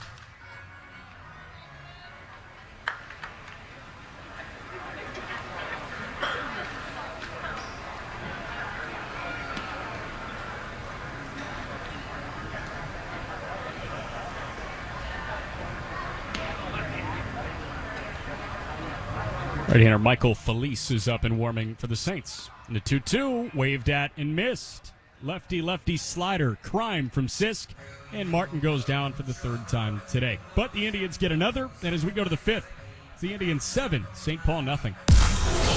WNDE, WFBQ, HD2, Indianapolis. We are Fox Sports 1260, Indy Sports Station. If you own a house in Indianapolis and you want to sell it as is without any inspections or the need to make any repairs, call Chris Buys Homes in Indianapolis at 317-458-5000 and get your cash offer without any obligation, commissions, banks, or headaches. That's 317-458-5000. Chris buys vacant houses, inherited houses, fixer-uppers, beautiful houses, even the tenant won't pay the rent apartment. Google us. Chris Buys Homes in Indianapolis. And check out our 5-star reviews from satisfied customers. When you sell to Chris Buys Homes in Indianapolis, you decide when you want to move, according to your schedule and your terms. Check us online or call 317-458-5000. That's 317-458-5000 and get the offer you've been waiting for.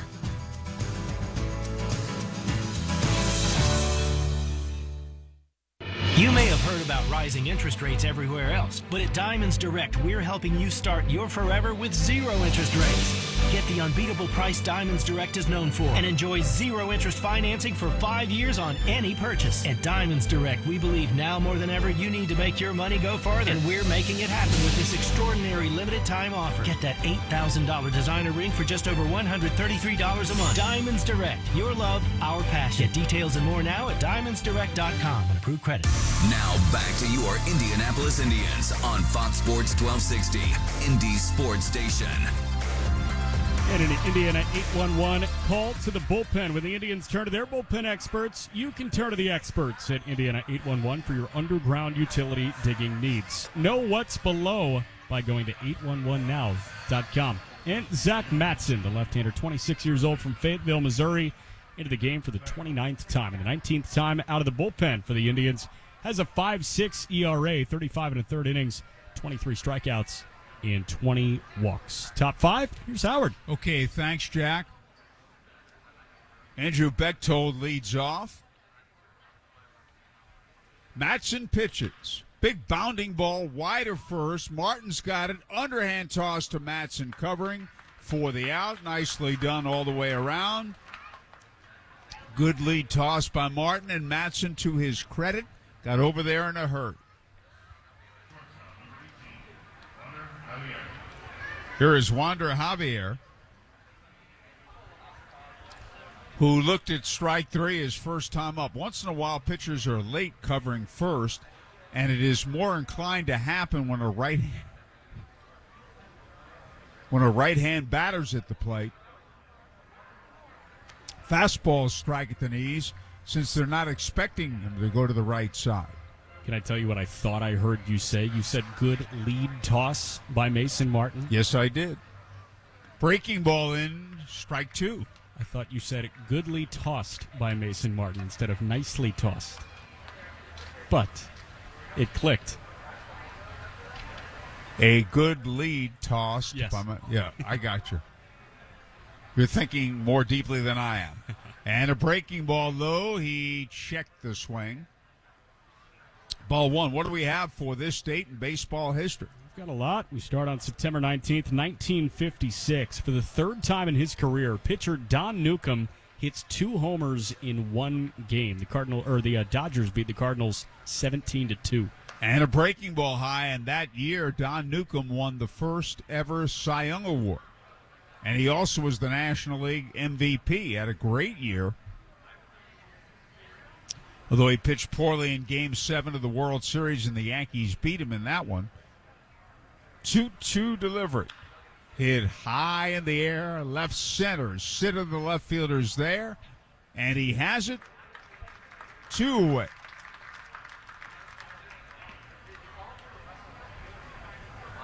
Dalton Shuffield, the batter, grounded out his first time up. And for the first 11 years beginning that season, 1956, there was only one Cy Young Award winner. 1967 onward, one in each league. Fastball strike called, belt high inside corner. Next one for you, and I had no idea that this happened, but on this date in 1966, Dan Topping sells his 10% stock interest in the Yankees to CBS. Here's a high pop foul to the right side, out of play. Well, first off, he was the majority owner, he and Del Webb, and he sold to CBS in 1964, but he kept the 10%, was still the president, and then he got out completely. He resigned on this date in 66. CBS exec Mike Burke took over. 0-2, breaking ball in there, strike 3 called, side retired.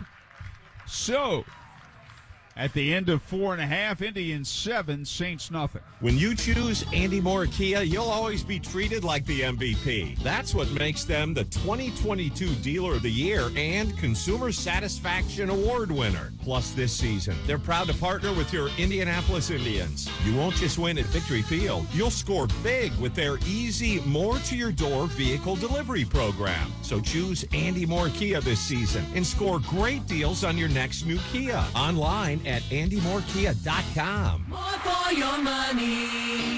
Whether you need your shirts pressed or your everyday laundry done, call on Classic Cleaners, the only team in town the Indians trust to strike out their toughest stains. Classic Cleaners offers premier dry cleaning and laundry service at 17 convenient locations or straight to your door. To schedule free pickup at your home or office, visit ClassicCleaners.com. Classic Cleaners, Central Indiana's hometown dry cleaner for over 37 years. Who's got time for hot dogs and disco music? Your mind's cluttered with thoughts of commercial waste removal. So thank the good Lord above for Ray's Trash. Ray's will collect the intolerable rubbish at all your company's locations up to 6 times a week. That's 42 times in dog weeks. They shred documents and recycle too. And Ray's has roll-off containers for big loads, like construction waste or when your giant dies. Got a business? Get yourself to raystrash.com. Raystrash.com. Ray's Trash. Back to the Indianapolis Indians on Fox Sports 1260, Indy Sports Station. Indiana 8-1-1 call to the bullpen, and the 29-year-old right-hander and former Indian Michael Felice on the mound for St. Paul. Big guy, 6'4", 250. His nickname is Fuego. And Felice, so far this year, 18 appearances with the Red Sox AAA affiliate in Worcester at a 3.28 ERA, 16 appearances with St. Paul, a 1.66, 4 earned runs in 21 2/3. Howard? Okay, Jack, and Taylor Davis leads off. He's walked and beaten out an infield hit. And a fastball is in for a strike. 0-1. Felice stretches and delivers. And a breaking ball hit foul to the right side, out of play, strike 2. Yeah, getting back to this date in baseball history, we mentioned this date in '66. Dan Topping resigned as the club president of the Yankees. Mike Burke, the CBS executive, succeeded him, and with CBS owned the Yankees until George Steinbrenner bought them, and Mike Burke was president until then. And a breaking ball lined on a hop glove neatly on a half hop by Rucker at third. Throw on to Bechtold, 1 man out. Good play by Rucker. Difficult half hop, he felt. He fielded cleanly. And then Mike Burke afterward became president of Madison Square Garden for a while. Just as he became president of the Yankees, as you said in this day, he inherited a decision which he said he agreed with. A few days later, he fired Yankee broadcaster Red Barber. Jared Oliver, the batter, flied out and struck out, and he swings and misses. Strike 1, 0-1. Next one comes 2 years later, September 19th, 1968. Denny McLain's 31st win is overshadowed by Mickey Mantle's 535th career home run. And the pitch is outside, and that home run put Mantle ahead of Jimmy Fox, who had 534. And at the time, I think he was just behind Mays and Ruth. Yep. The 1-1 delivery, swing and a miss. However, what you may not know about that home run is the Tigers had a lead of something like 6-1 or something in the 8th inning. And McLain grooved a pitch to Mantle, asked him where he wanted. Mantle couldn't believe it. He threw it right there. Mantle was so stunned he took it. He did it again, and Mantle hit it over the wall. Mantle would hit one more homer. Fastball looked to be right in there for strike 3, called a ball, and the count's 2-2. So McLain grooved one for Mantle, number 535. 2-2 pitch is bounced foul straight back. Mantle would retire after that year. And McLain, as Jack said, won his 31st game. He was 31-6, I believe, that year. Won a game in the World Series, won Game 6, after losing games 1 and 4 to Bob Gibson. And a breaking ball low outside, a ball. 2-2. Next one, this date in 1976. Catfish Hunter notches his 200th career win and a Yankee win over Milwaukee. Since 1901, only Christy Mathewson and Grover Cleveland Alexander got to the 200 win mark before their 31st birthday. Here's a foul at the plate. Catfish did it before his 31st birthday. He would retire at a fairly young age. And after the 78 or 9 season. I think after 79, we can double check that. He had issues with diabetes and then lost his life at a young age. I believe he was 53 to ALS. He signed as a free agent with the Yankees prior to the 1975 season due to a technicality. Here's a foul out of play. There was no free agency at that time. It came a year later for players. But Charlie Finley didn't do something in his contract with Oakland, something he'd agreed to, and on technicality, Catfish became a free agent and the Yankees signed him. 3-2 pitch, way outside and low, breaking ball, ball 4. Another MHS walk for help. The batter is Tucupita Marcano. He's walked, hit a 2-run homer, lined to second. Yeah, Catfish passed September 9th, 1999 at 53 years old. The win totals are kind of crazy. In 71 as a 25-year-old, 21 wins. Age 26, 21. Age 27, 21 wins. 25 wins as a 28-year-old. 23 with the Yankees as a 29-year-old. That was his best year with the Yankees, 1975. The pitch is inside, off the met of Jeffers, and they'll probably rule that one a pass ball. You know what all those 20-win season gets you? Gets you a Cy Young. And more than that. Gets you a spot in the Hall of Fame. Oh, yeah, that works too.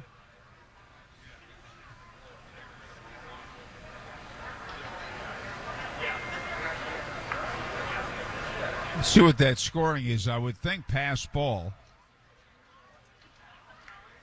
Indians are ahead 7-0 in the bottom of the 5th. I'm not sure what the plate umpire, Dylan Wilson, indicated when he turned around, put up 4 fingers. The 1-0 delivery to Marcano is way high, ball 2. And yes, it is a pass ball charge to Jeffers. Ready for your next one? We'll get to this date in 1980 after this pitch. It is a little bit low. It's 3-0. This date in 1980 at Tiger Stadium, Al Kaline becomes the first player in Tigers history to have his uniform number retired. Mr. Tiger, Al Kaline. They had some great players over the years, Hall of Famer like Charlie Gehringer, Hank Greenberg, who had phenomenal numbers and was a great player, a 2-time MVP. But Al did it for over 20 years with the Tigers. The pitch is inside. Felice has walked back-to-back hitters. Another MHS walk for help. The 7th walk issued by St. Paul pitching tonight. The Indians are ahead 7-0. Here's Hoy Park. Singled, walked and scored, and fly to left. Al Kaline to this day is the youngest player ever to win the batting title.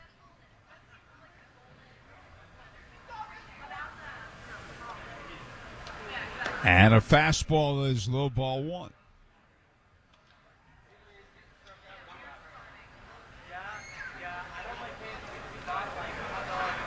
Runners lead first and second.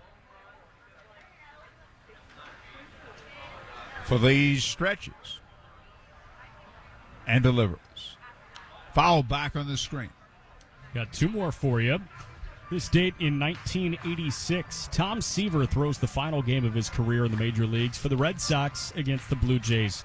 It was a 4-inning outing that ended with a loss. Well, he won over 300 games, 3 Cy Young Awards, 1 no-hitter, and one of the greatest pitchers of all time. Here's a ground ball, foul outside of first. 1 ball, 2 strikes, and a very, very intelligent, cerebral man. In addition to that, you would hear him talk about pitching, and you'd always learn something.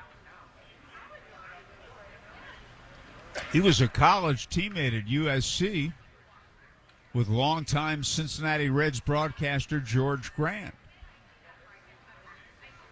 And a breaking ball grounded foul outside of first. It holds at 1-2. Ji-Hwan Bae on deck.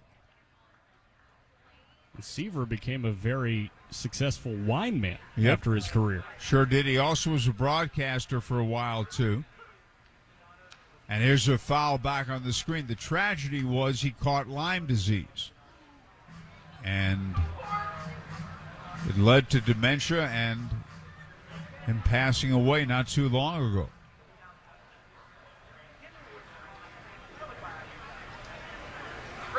Talented Tom Seaver, the franchise. Breaking ball low inside, ball 2-2. Indians 7, Saints nothing. We're in the bottom half of the fifth inning. 2 men on, 1 man out, both men walk. Feliz stretches and delivers. Way inside and in the dirt. This is hard to believe what we're saying. I mean, this AAA baseball, and guys can't even throw the ball over the plate a lot of the time. The count is full.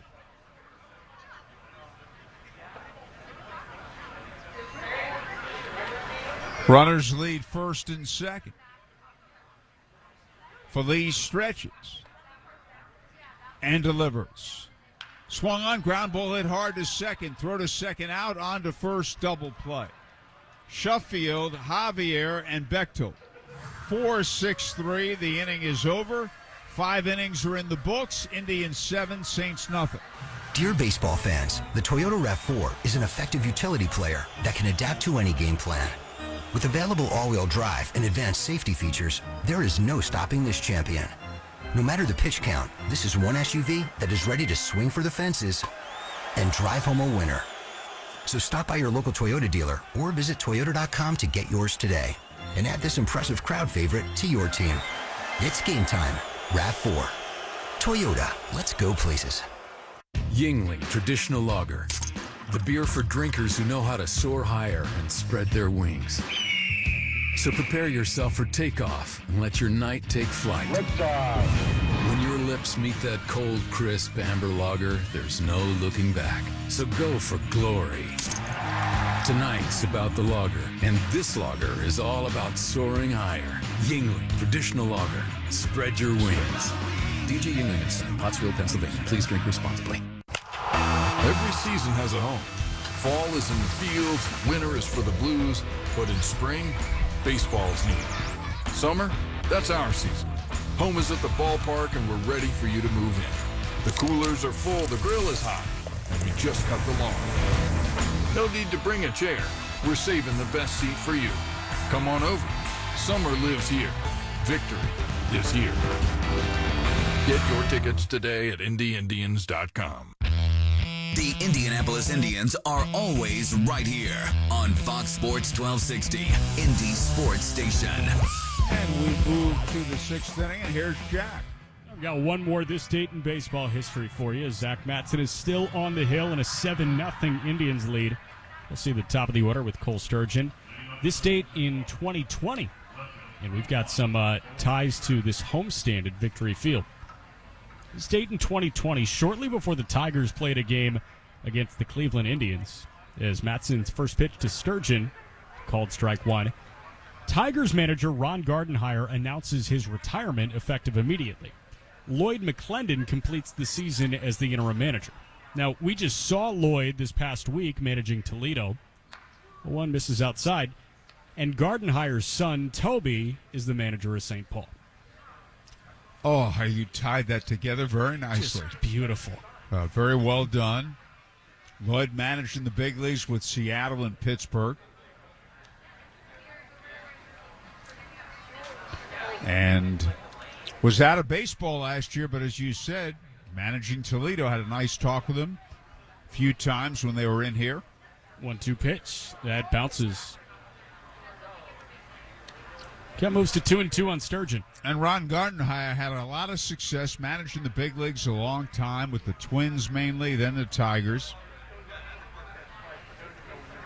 Matson's 2-2 pitch to Sturgeon to open the 6th on the way. And it's an eye-high fastball fouled away left side and out of play.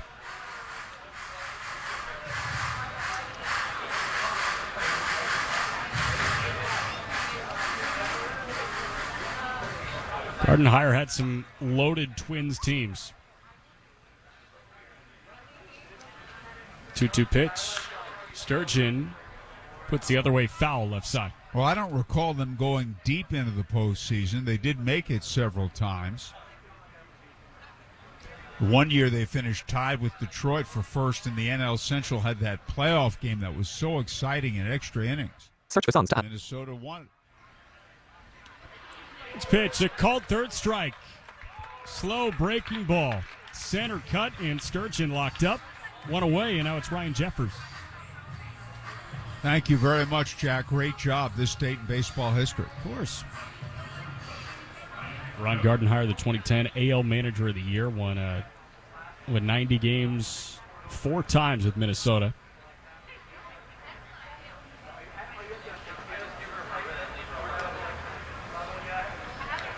And Matson, the lefty, seeing the righty hitting, rehabbing catcher, Ryan Jeffers. First pitch, and right back to the slow breaking ball for a called strike one. 76 on the bender. Jeffers 0 for 2 with a flyout to right and a strikeout. And the lefty Matson's 0-1. This is outside. Indians leading 7-0 in the top of the 6th. Give you a check on the big league scores here in a moment. Also check on Monday Night Football. And one pitch, lifted foul back behind first base dugout, out of play. About 5 minutes until the Vikings and Eagles kick off in Philly. At 5 minutes to go in the first half, the Bills have a 10-7 lead over Tennessee.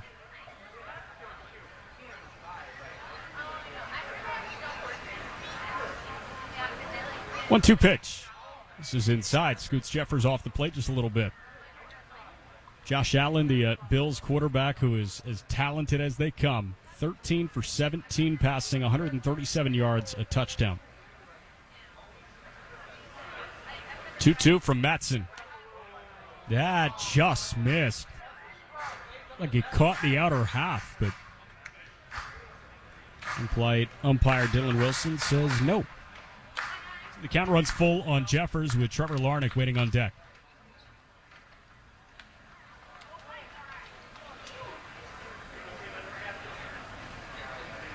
We'll jump to big league scores after this pitch. Payoff. Jeffers hits it high in the air, right side, shallow right field. Oliva jogging in, calls everybody off, and he makes the catch, working backwards. 2 away.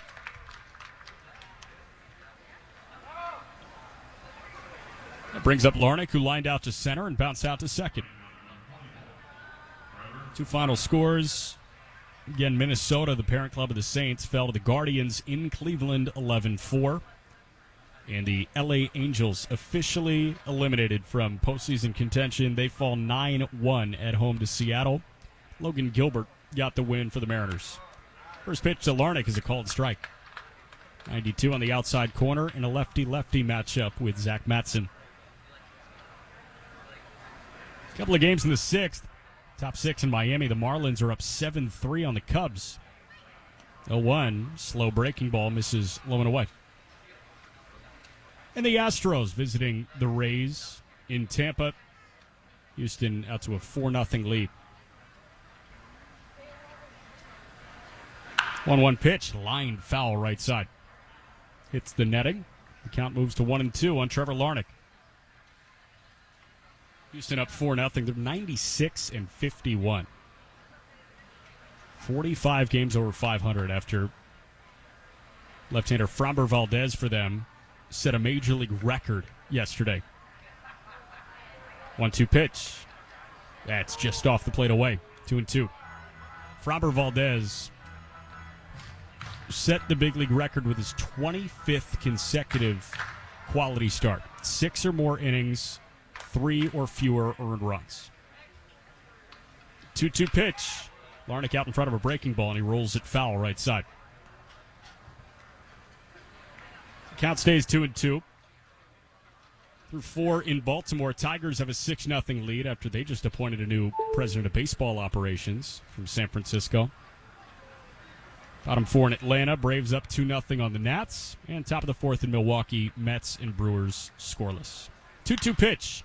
Larnach shoots the other way, but foul left side. Giants and Rockies about to get going at Coors Field, and then at 10:10 tonight, Clayton Kershaw gets the ball for the Dodgers, who are 101-44 against Merrill Kelly and the Diamondbacks. Lefty Matson's 2-2 to Trevor Larnach. Misses upstairs, and the count's full.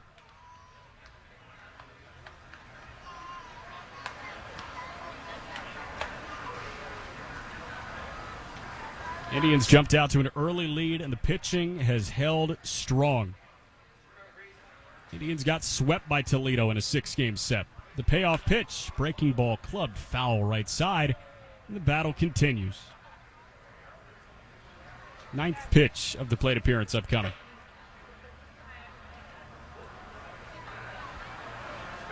Indians had a pair of 2-run homers against Tyler Beck in the second inning. One from Tucupita Marcano and one from Brent Sitta. Full count, 2 outs. And the pitch. That's hit foul left side.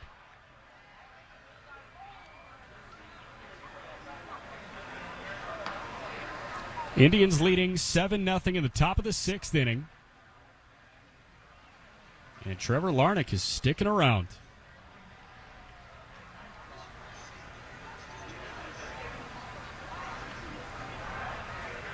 Tenth pitch of the plate appearance from Matson. And Larnach shoots this the other way. This is tailing towards the line, but foul.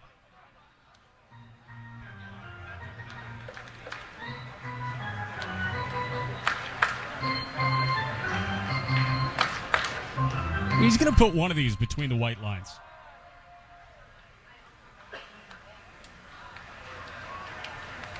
He's had a couple down the right field line. Now the last couple down the left field line. Something's got to give. Payoff again. And Larnach, inside outs one, out to shallow right, and that gets down. It rolls to Oliva for a base hit, and Trevor Larnach wins the battle on the 11th pitch of the plate appearance. That's a 2-out single.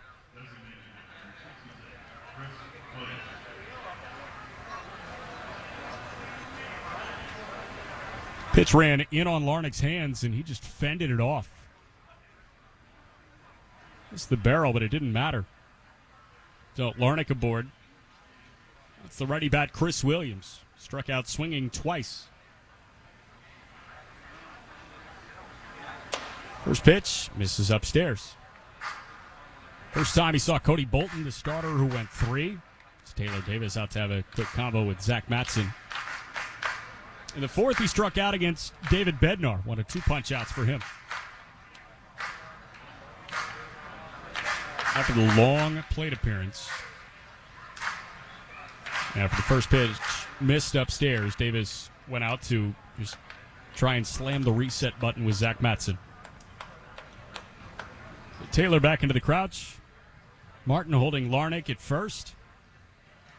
And Matson's 1-0 pitch is hit in the air out to right towards the line. Jared Oliva camps just shy of the warning track, and he makes the catch.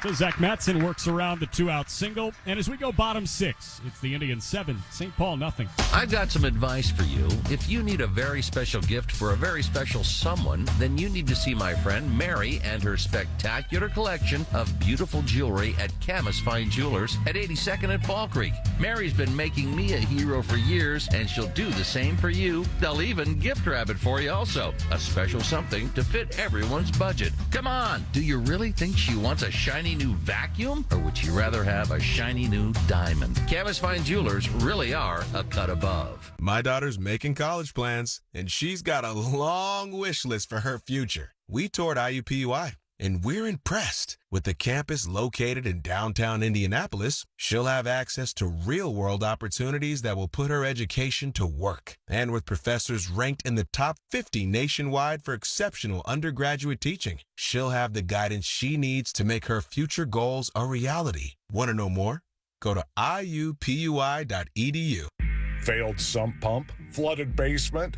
Water damage happens fast this time of year. For 39 years, Hayes & Sons has been restoring water damage in Indiana homes and businesses.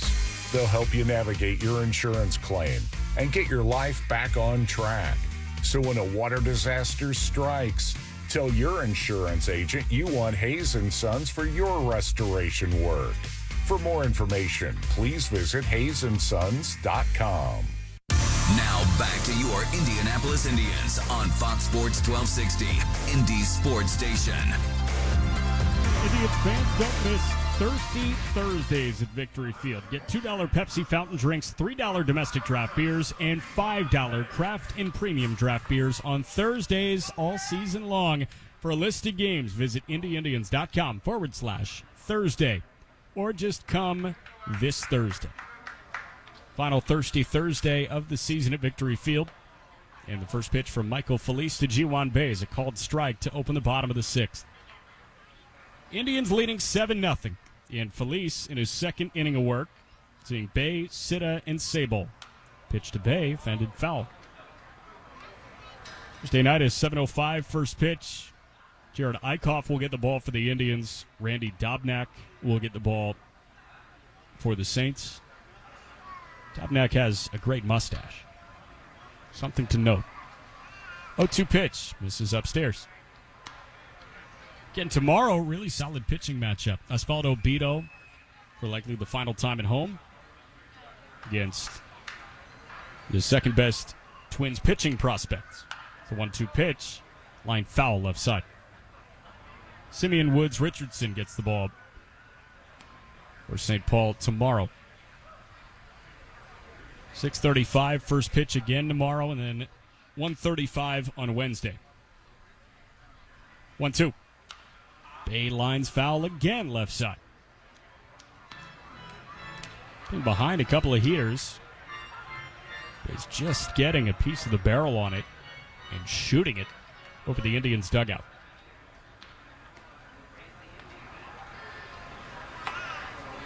One, two again. And Bae loops one foul left side.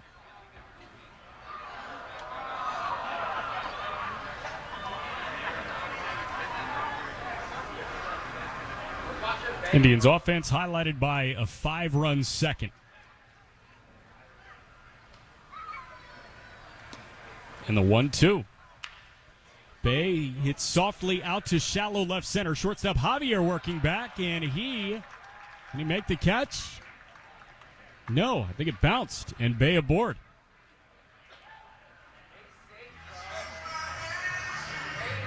So Bae just snuck it out over Wander Javier, the shortstop, who was on a sprint back. Joining us on MILB TV, like it just snuck over Javier and it bounced on the outfield grass before he picked it up.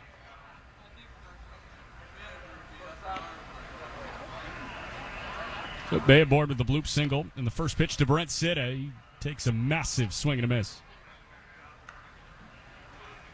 Brent swinging to replicate what he did in the second.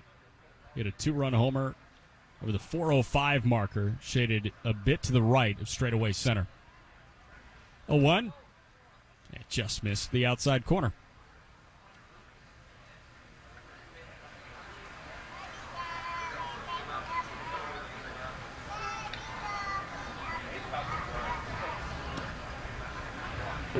Felice set at the belt. The 1-1. It's taken low. Nice block by the catcher Jeffers, keeping Bae at first. Action in both bullpens. Indians right-hander Travis McGregor up and throwing.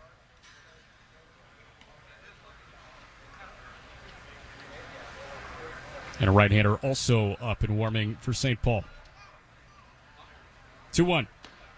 So it takes off the outside corner. 3-1.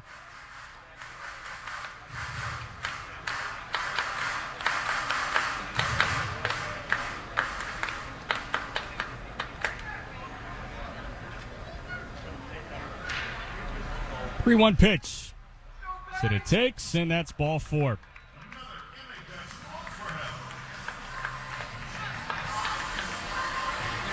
Just the lower outside corner. Another walk for the Indians' bats. Look at that. That's the 9th walk they've drawn tonight. And it looks like the manager, Toby Gardenhire, is out to make an Indiana 8-1-1 call to the bullpen. So Felice is done. Brings on a new arm to see Blake Sable.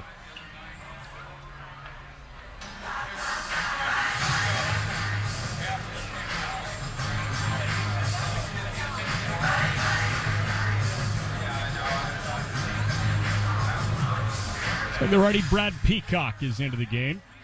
Again, with the Indians or their opponents turn to their bullpen experts, you can turn to the experts at Indiana 811 for your underground utility digging needs. Know what's below by going to 811now.com. And Peacock enters, the 34-year-old. Peacock with his second AAA team this year, 35 appearances with Omaha. We'd seen him as a chaser. He was great at a 1.64 ERA, 7 earned runs in 38 and a third innings.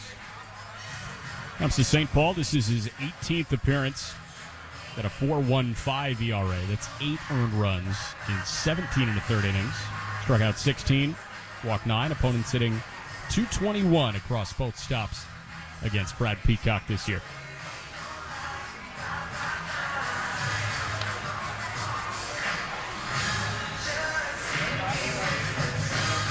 Indians got a run in the bottom of the first on a throwing error by the catcher Ryan Jeffers, and thankfully, a major issue was avoided.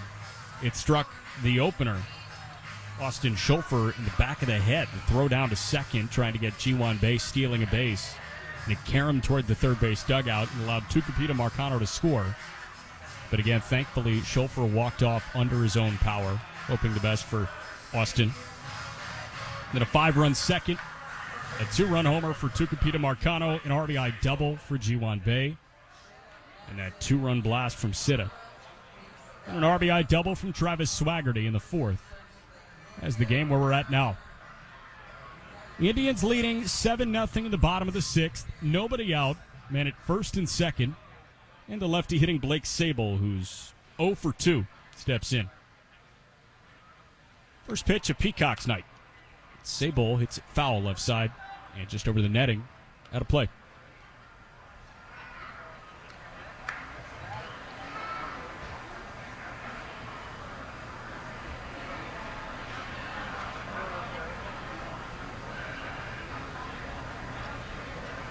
A 1 pitch. Sable pops it foul left side, and he's quickly behind 0-2.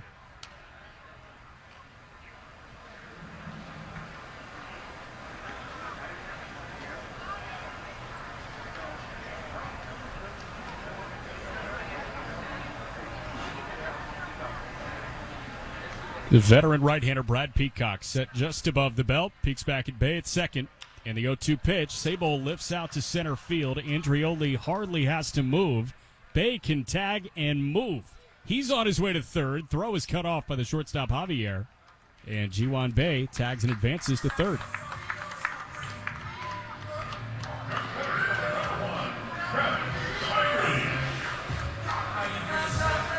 So, one away after Sable flies out to Andrioli, but it was just deep enough to advance Bae, and there are runners at the corners. Now Travis Swaggerty, who's 2 for 3.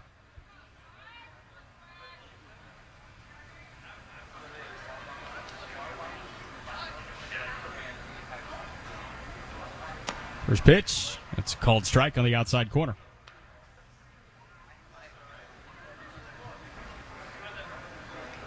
Six of the 9 Indians hitters have hits tonight.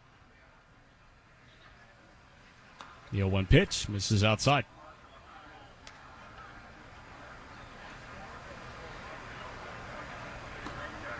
And 8 of the 9 have reached base safely. Only guy that hasn't is Mason Martin, who's waiting on deck. 1-1 pitch. Swaggerty bounces it straight foul. Down moves to 1-2. Former top 10 pick.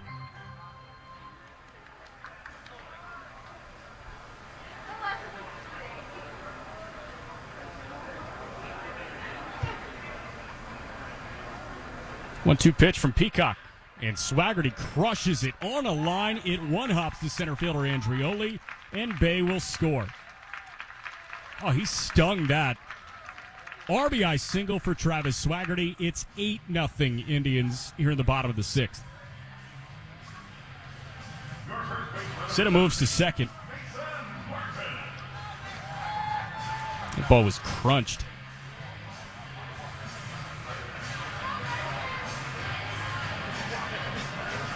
So now Martin struck out all 3 times he's been up, all 3 times swinging.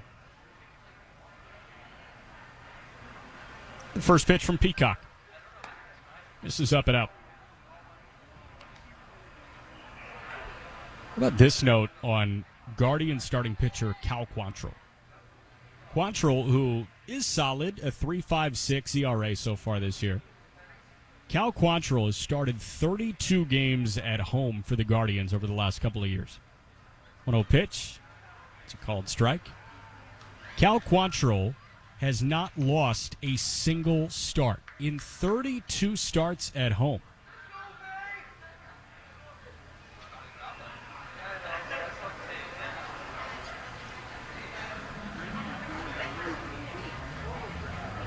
One pitch.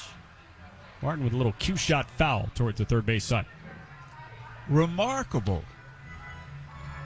Exquisite. No, I mean, amazing. That takes a little bit or a lot of bit of luck. And yeah, it's great if you throw so well at home, but I mean, no losses in 32 games, and it's not like he's got the stuff of a DeGrom or a McClanahan or a Verlander. 1-2 pitch. Martin checks his swing on a breaking ball that was bounced, and Mason went around. That ball bounced about 3 feet in front of the plate, and Martin couldn't check his swing, and visibly very frustrated. There's 2 away. Well, he struck out 4 straight times, and he's chased some pitches. That one was in the dirt. It's the second time he's been dinged on a check swing on a breaking ball that bounces before the plate. And we got a side view if you're joining us on MILB TV, and it does look like he did go around. So now Taylor Davis, who's 1 for 2 with a walk. And the first pitch, big hack and a miss.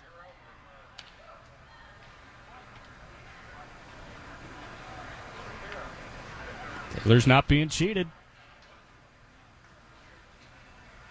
Swaggerty at first, Sitta at second, Bay already in to score. And the 0-1 pitch, another wave and a miss.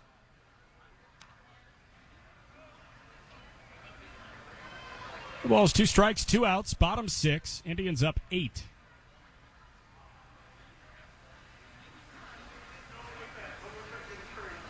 Brad Peacock. Set. And deals. And he misses low and away.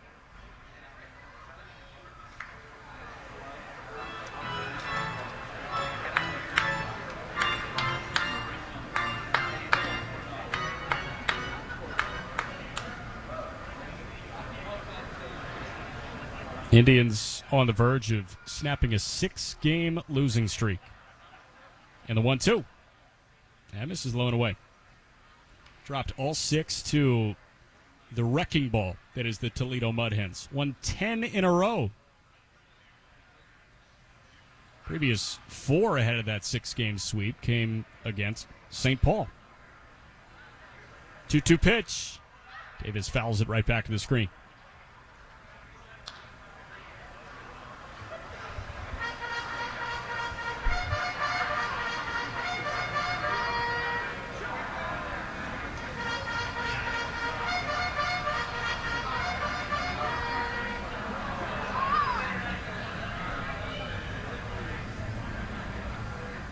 Designed bullpen game for St. Paul.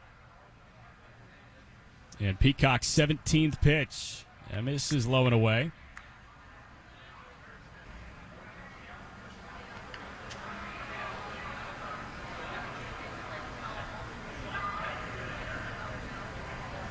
And Peacock is going to get a visit.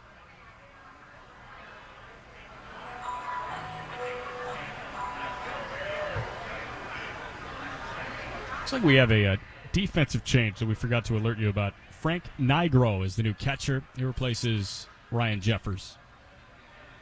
It's a straight change. At 9 walks now issued by St. Paul pitching. Yes.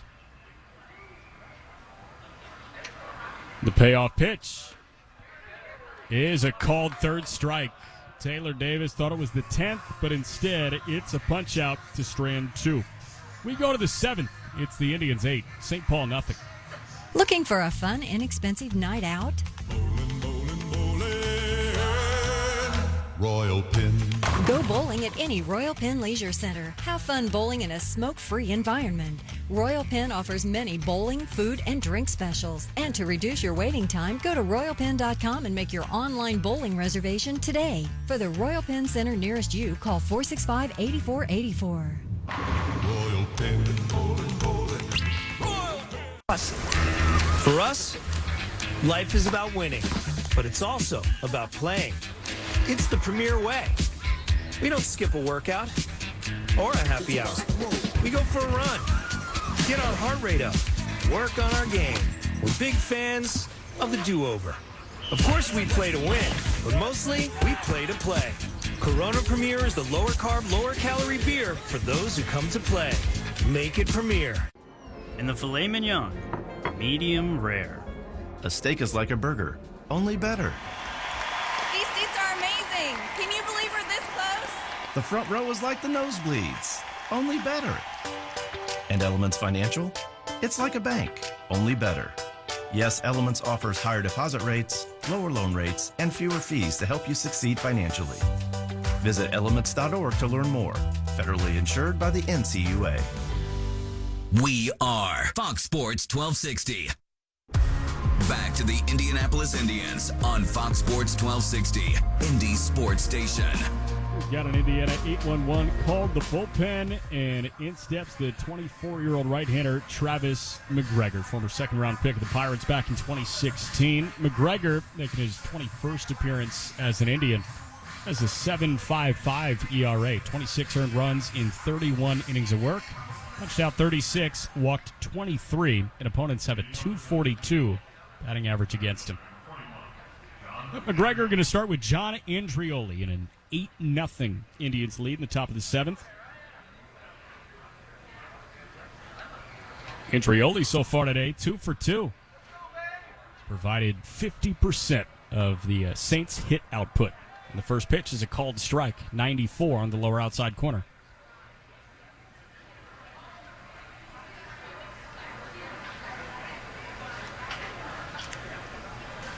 McGregor, the 4th Indians arm so far tonight. Cody Bolton was followed by the rehabbing David Bednar.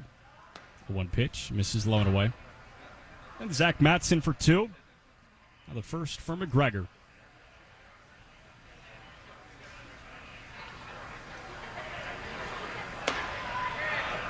1-1 pitch. He checked his swing, and plate umpire Dylan Wilson doesn't need to check with the first base umpire Alex Tosi. Says he did go around. Counts 1-2 on the vet, Andrioli. And McGregor's 1-2 pitch. This is outside. Slider at 82.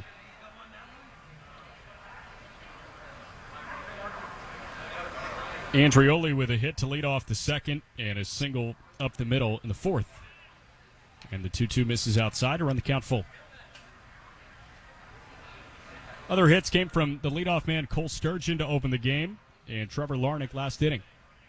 Payoff, high and tight, ball 4, leadoff walk.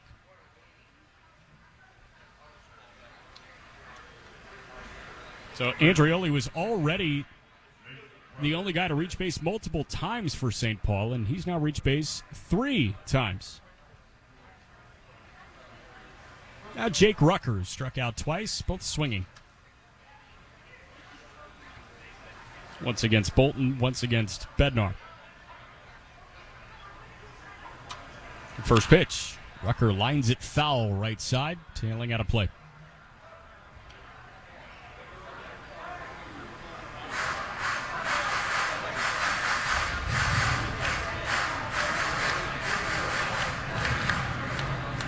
Jake Rucker playing in just his 3rd game with St. Paul.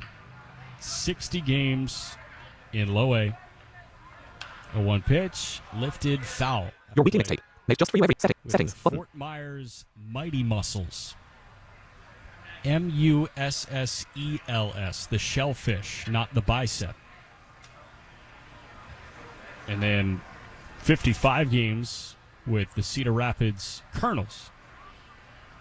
0-2. Misses just up and out. Ball and 2 strikes. Indians leading 8-0 at the top of the 7th inning.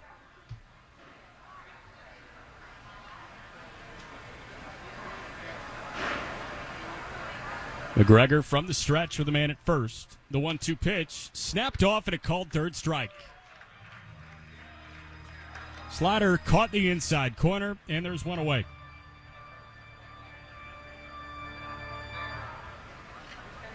So now Andrew Bechtold, who's 0 for 2.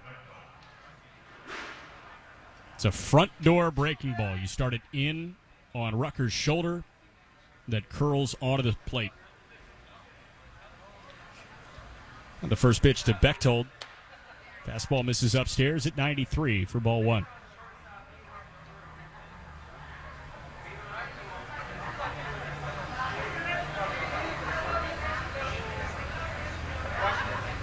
One-0 pitch. And misses low. Indians at home tonight through Saturday. Saturday night, 6:35, the final home game of the regular season. And the Indians go to Columbus for 4 next week. 2-0 pitch is lined into left center and down for a base hit. Andrioli around second, sprinting towards third. Hard turner first by Bechtold, but he retreats. And there are runners at the corners following the single.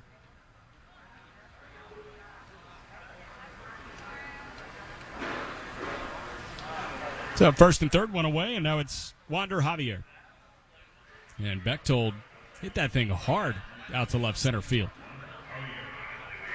Wander Javier struck out looking in the second and flat out to left is the middle out in the 5th.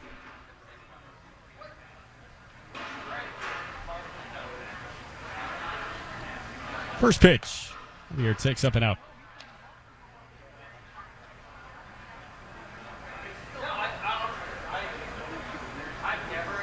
Scoreless tie, no more in Milwaukee. That was an ace-off. Max Scherzer and Corbin Burns. 1-0 pitch, fouled away right side. Scherzer threw 4 2/3 of perfect ball. Struck out 7. Corbin Burns, 5 innings, 4 hits, 3 runs. And the pitch is fouled right back by Javier. Count moves to 1-2 in favor of Travis McGregor. Only runs of the game came on a 3-run homer from Pete Alonso, his 36th of the year.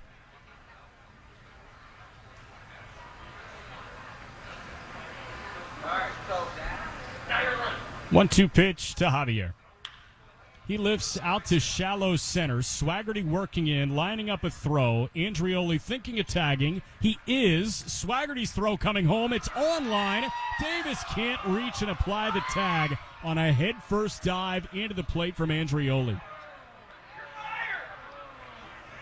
So he's safe on a sac fly. And St. Paul's on the board. It's 8-1.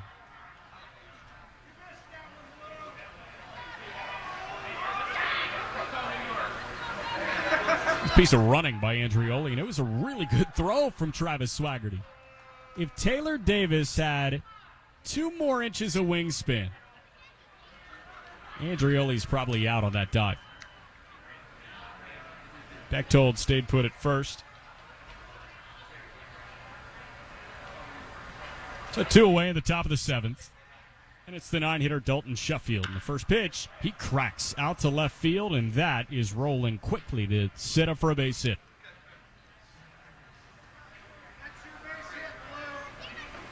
Good job, baby! So second hit of the inning. Bechtold to second after he singled, and now Sheffield aboard. The lineup turns to the top, and Cole Sturgeon.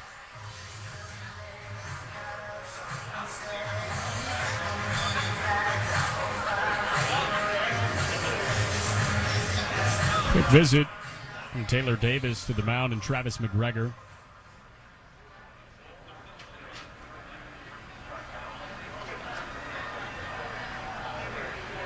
McGregor trying to bunker down and get the leadoff man.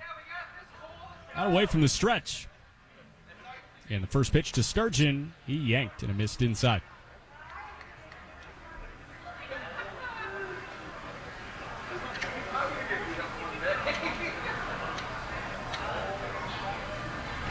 One-0, fouled right back.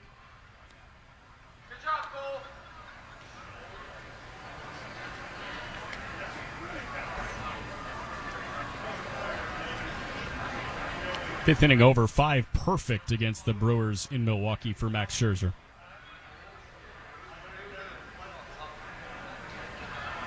And at first and second, 2 away, top 7, Indians up 7. And the 1-1 pitch, that's lined foul left side. 1-2. Sturgeon 1 for 3.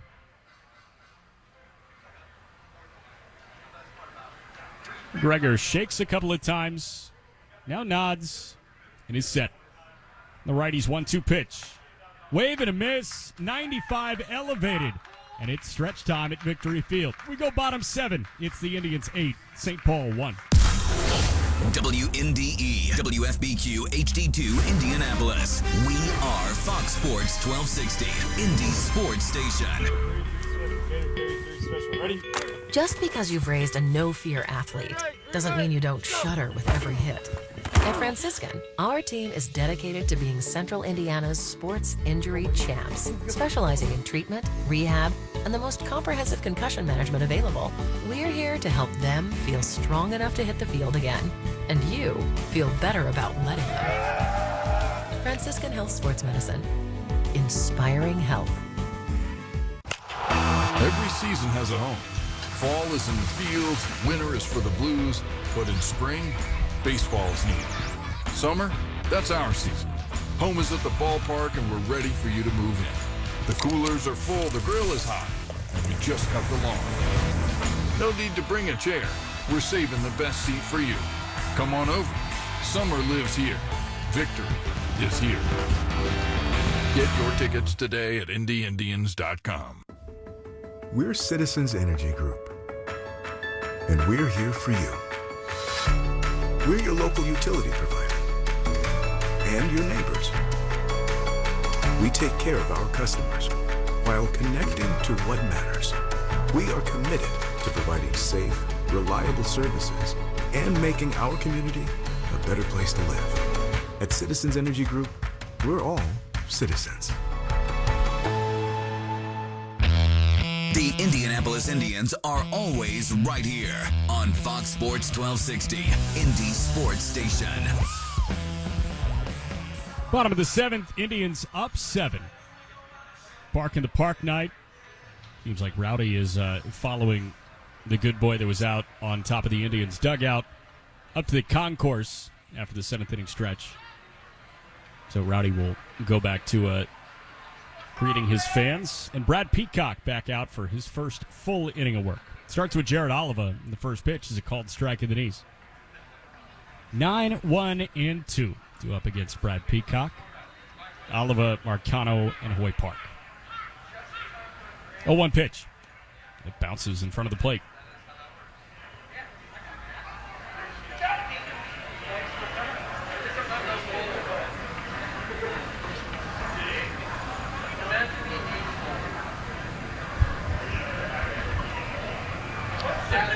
Peacock set, and the 1-1. It just misses the inside corner, 2-1. Last Bark in the Park night of the season.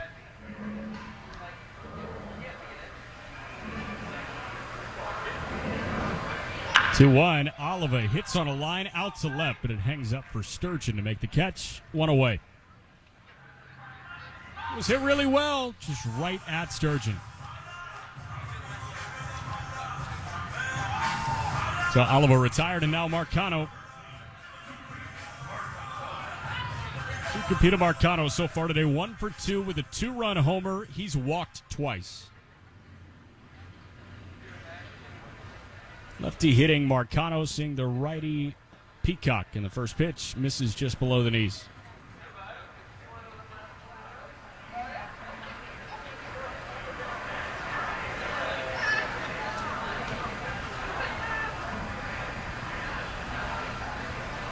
Peacock's 1-0. Marcano lashes this out to right field. This is sending Larnach back to the warning track, and he makes the catch just shy of it. Had a little gallop at the end of his path to the ball. There are 2 away.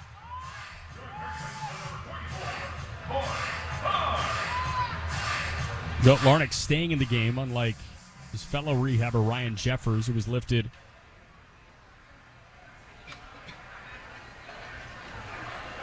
Frank Nigro is doing the catching now. And now it's Hoyt Park. First pitch, he waves and misses at a changeup destined for the dirt. Ryan Jeffers, who started rehabbing, had a fractured thumb. And because of that, Gary Sanchez has had a lot more catching responsibilities for the Twins than originally planned. 0-1 pitch, just a soft tapper to the left side of the infield. Nice play on the run by Rucker, and he fires a dart over to first to end a quick 1-2-3, bottom to 7th. We go to the 8th. It's the Indians 8, St. Paul 1. The right care, the right support, the right time. When your kids need highly skilled primary care, Riley Children's Health is right here for you. With morning, daytime, and evening appointments, and Saturday appointments too. Virtual visits and 24/7 online scheduling. Riley gives you more options for care from Indiana's top doctors for kids. Where, when, and how you need it. Call 1-888-IU-HEALTH or visit rileychildrens.org/more options. Failed sump pump? Flooded basement? Water damage happens fast this time of year. For 39 years, Hayes & Sons has been restoring water damage in Indiana homes and businesses. They'll help you navigate your insurance claim and get your life back on track. So when a water disaster strikes, tell your insurance agent you want Hayes & Sons for your restoration work. For more information, please visit hayesondsons.com. At McAllister's Deli, they know the great food is the foundation of any good get-together. And no matter the size of your event, McAllister's Catering has you covered. Handcrafted crowd pleasers like sandwich trays, mac and cheese, nacho and spud bars, shareable salads, breakfast options, desserts, and of course their famous tea. Let McAllister's cater your next event, and they'll handle the details from start to finish. Order online or at the restaurant. McAllister's Deli. Order ahead. They'll take care of the rest. Now back to your Indianapolis Indians on Fox Sports 1260, Indy's sports station. Top of the 8th inning, right hitter Travis McGregor still in the ball game. Indians leading 8-1. And back to the mic, Howard Kelman. Okay, thanks, Jack. Frank Nigro will lead off. Right-hand batting catcher took over for Ryan Jeffers. McGregor delivers. Swing and a miss. Letter high fastball. Strike one.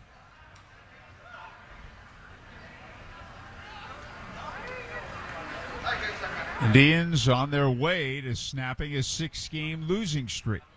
Fastball poured in there. Strike two.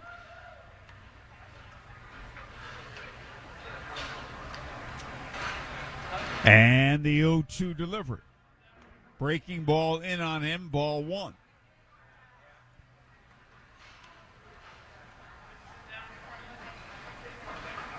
Trevor Larnach on deck.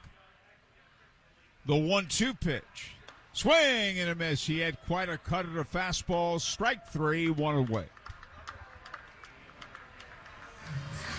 Now Trevor Larnach, who is 1 for 3.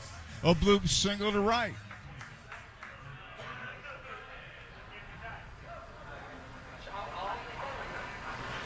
We'll go again tomorrow at 6:35. The dollar menu in effect. Plenty of good tickets available. Here's a ground ball in the hole. A base hit right center field. They were in a shift, but he hit it between Marcano and Bay anyway. Marcano went diving, got his glove on it, but it rolled into right center. Chris Williams, the batter, 0 for 3.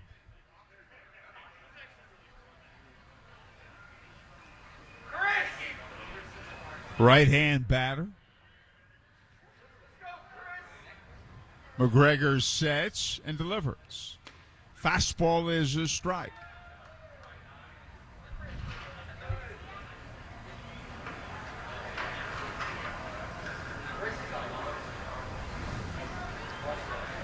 And the right-hander sets the one-strike pitch low and away with a breaking ball.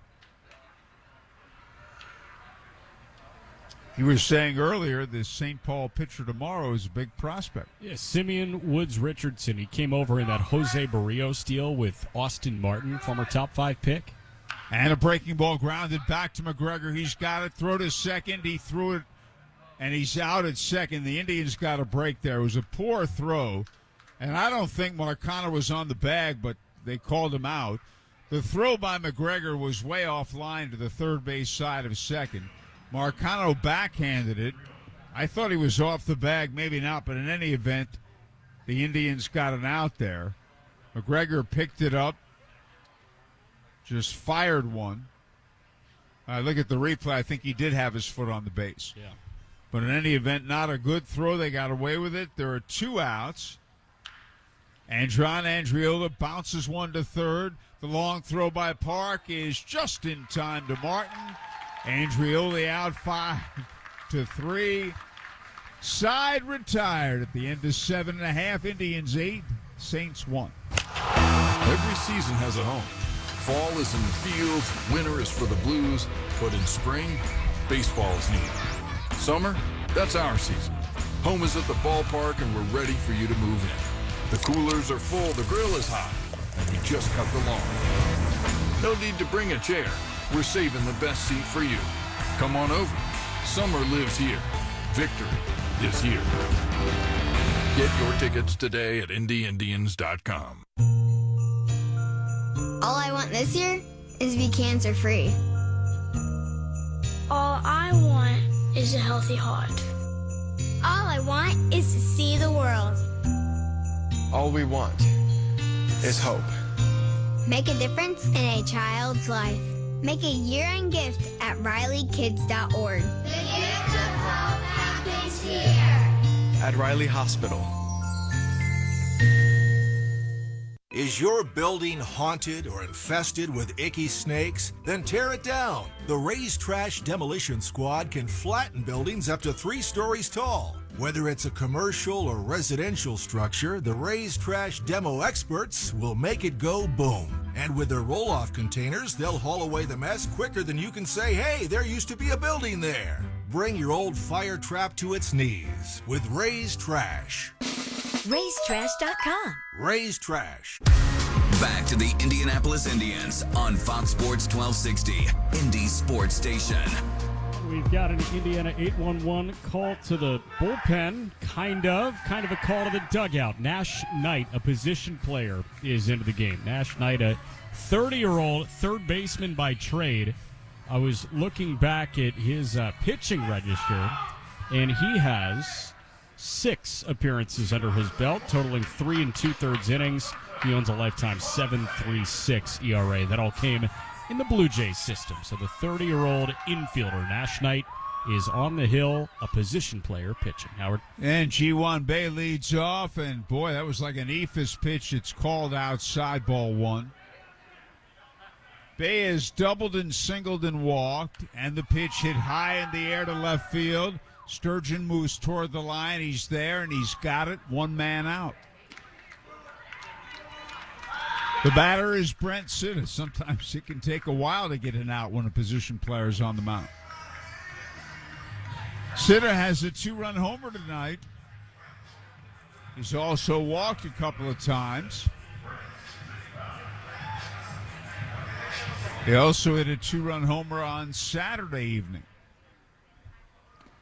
And now you talk about slow stuff. 50. He won't get a ticket with that anywhere. Nobody's going to accuse him of speeding. Sitta lines a base hit to right center field. Toward the gap, he may try for 2. He will. And the throw not in time. He's in there standing. Well, he took something off of it. 47. And Sitta waited back and drilled it. The batter is Blake Sable. 0 for 3 with the walk. It's like slow pitch softball. Hey, this is the organization that fostered some champions in slow pitch softball. And that changeup is outside, ball 1. You know, a good chunk of the Indians front office won a slow pitch title earlier this summer. And there's a strike at the knees, 1-1. 54 miles an hour. It's the hard stuff. There it is. It's high in the air to left center field. Hustling over the center fielder, Andreoli to make the catch, and there are 2 outs. Did not register, sorry to say. Travis Swaggerty, the batter. He singled, doubled, and singled. He has 2 RBIs, and they put the shift on him.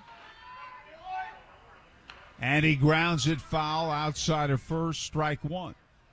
This will mess with your timing. There's no doubt about that as a hitter.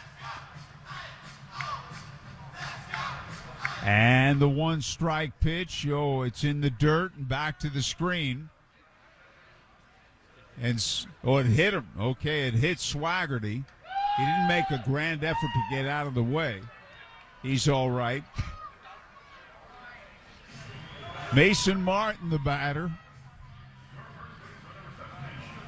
Mason has struck out swinging in all 4 of his plate appearances. Just stood there and watched it clip his toe. That's not boo-boo inducing.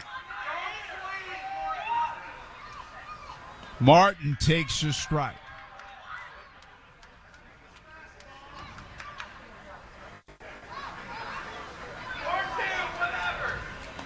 And the pitch is low and away, ball 1.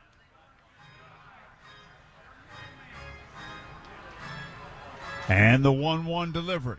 Swung on, hammered into right field. That's a base hit. It'll score a run and put men at first and third. RBI single for Martin. The Indians are ahead 9-1. And the batter is Taylor Davis. He has singled in 3 at-bats and also has walked.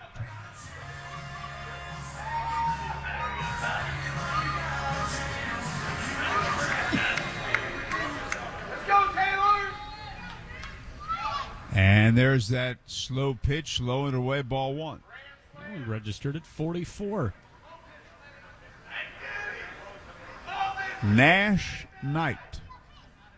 And his pitch is in for a strike.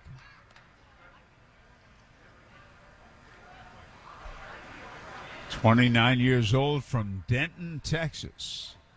Taylor's becoming very selective at this plate appearance. He looks at another one. It's outside, ball 2.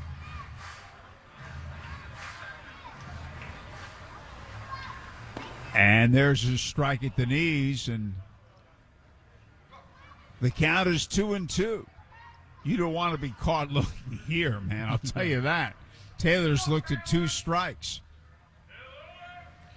And the 2-2 delivery is swung on, lined on a hop to second.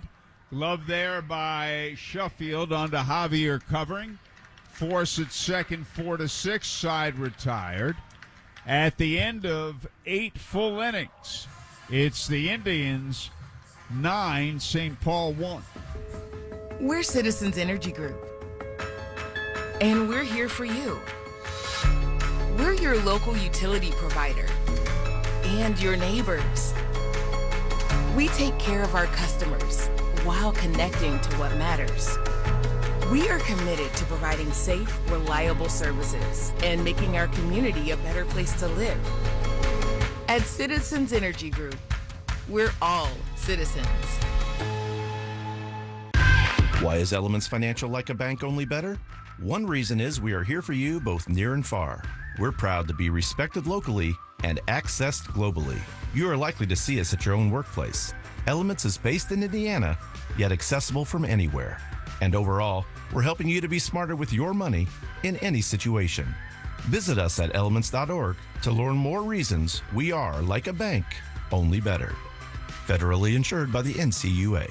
Settings. Road rivals. Let's talk about extra. Toyota offers tons of extra with Toyota Care, our no-cost maintenance plan good for 2 years or 25,000 miles. No-cost oil changes, no-cost tire rotations, no-cost fluid level adjustments, and more. That's a whole lot of extra at no cost from Toyota. Ford, Honda, and Nissan all charge extra for maintenance, and that's the kind of extra nobody needs. Try harder. Toyota. Based on manufacturer's data as of 3/17/2021, covers normal factory scheduled service for 2 years or 25,000 miles, whichever occurs first. See participating dealer for coverage details. The Indianapolis Indians are always right here on Fox Sports 1260, Indy Sports Station. Indiana 8-1-1 call to the bullpen, and the right-hander Eric Hanhold into the game. Hanhold making his 44th appearance with the Indians. He's got a 3.46 ERA across 52 innings, 46 strikeouts, 24 walks. He is 10 for 12 at his save opportunities. And Howard, this isn't one of them. Ah, the insight you're providing. So 2 innings for McGregor. And Jake Rucker leads off. He struck out 3 times tonight. The Indians ahead 9-1. Jake's got a big fan who shouted out, "Let's go, Jake." Fastball inside, ball 1.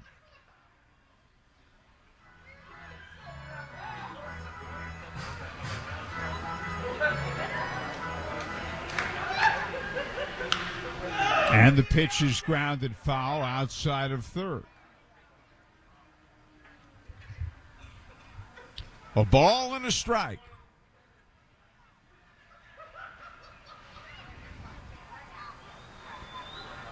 Indians ahead 9-1 on the way to snapping a 6-game losing streak. Breaking ball over the inside corner, strike 2, 1-2. 4,060 on hand.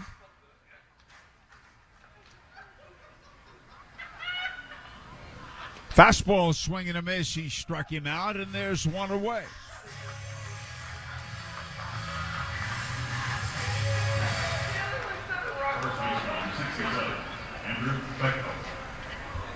Here is the first baseman, Andrew Bechtold.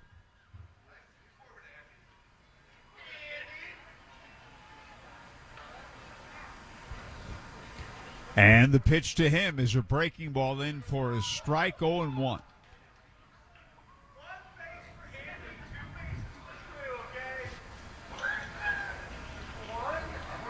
The right-hander again stretches and delivers. Ground ball in the hole, base hit right field. Single between first and second.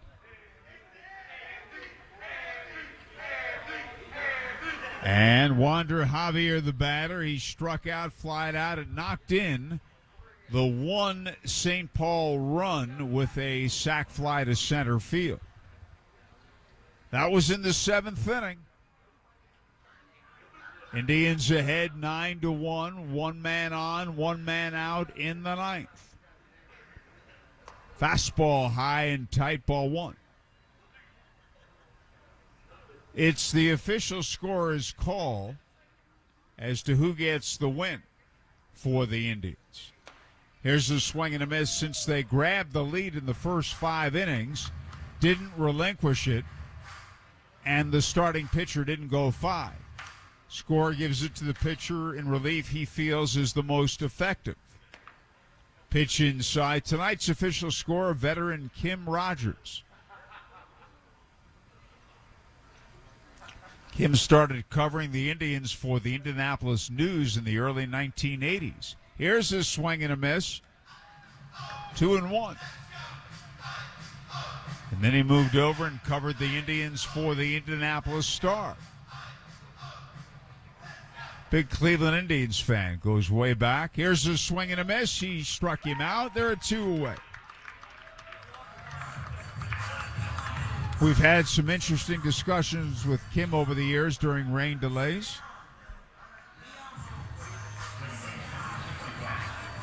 Dalton Shuffield, the batter, 1 for 3, a single. And a breaking ball is a strike at the knees, 0-1.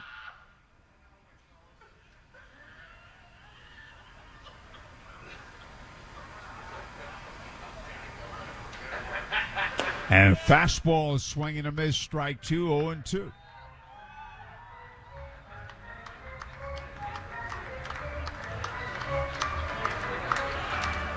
And the 0-2 delivery.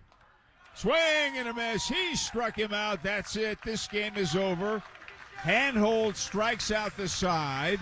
And the Indianapolis Indians' 6-game winning streak is over. The final score, the Indians 9 and St. Paul 1. Indians post-game extra is next on Fox Sports 1260 WNDE.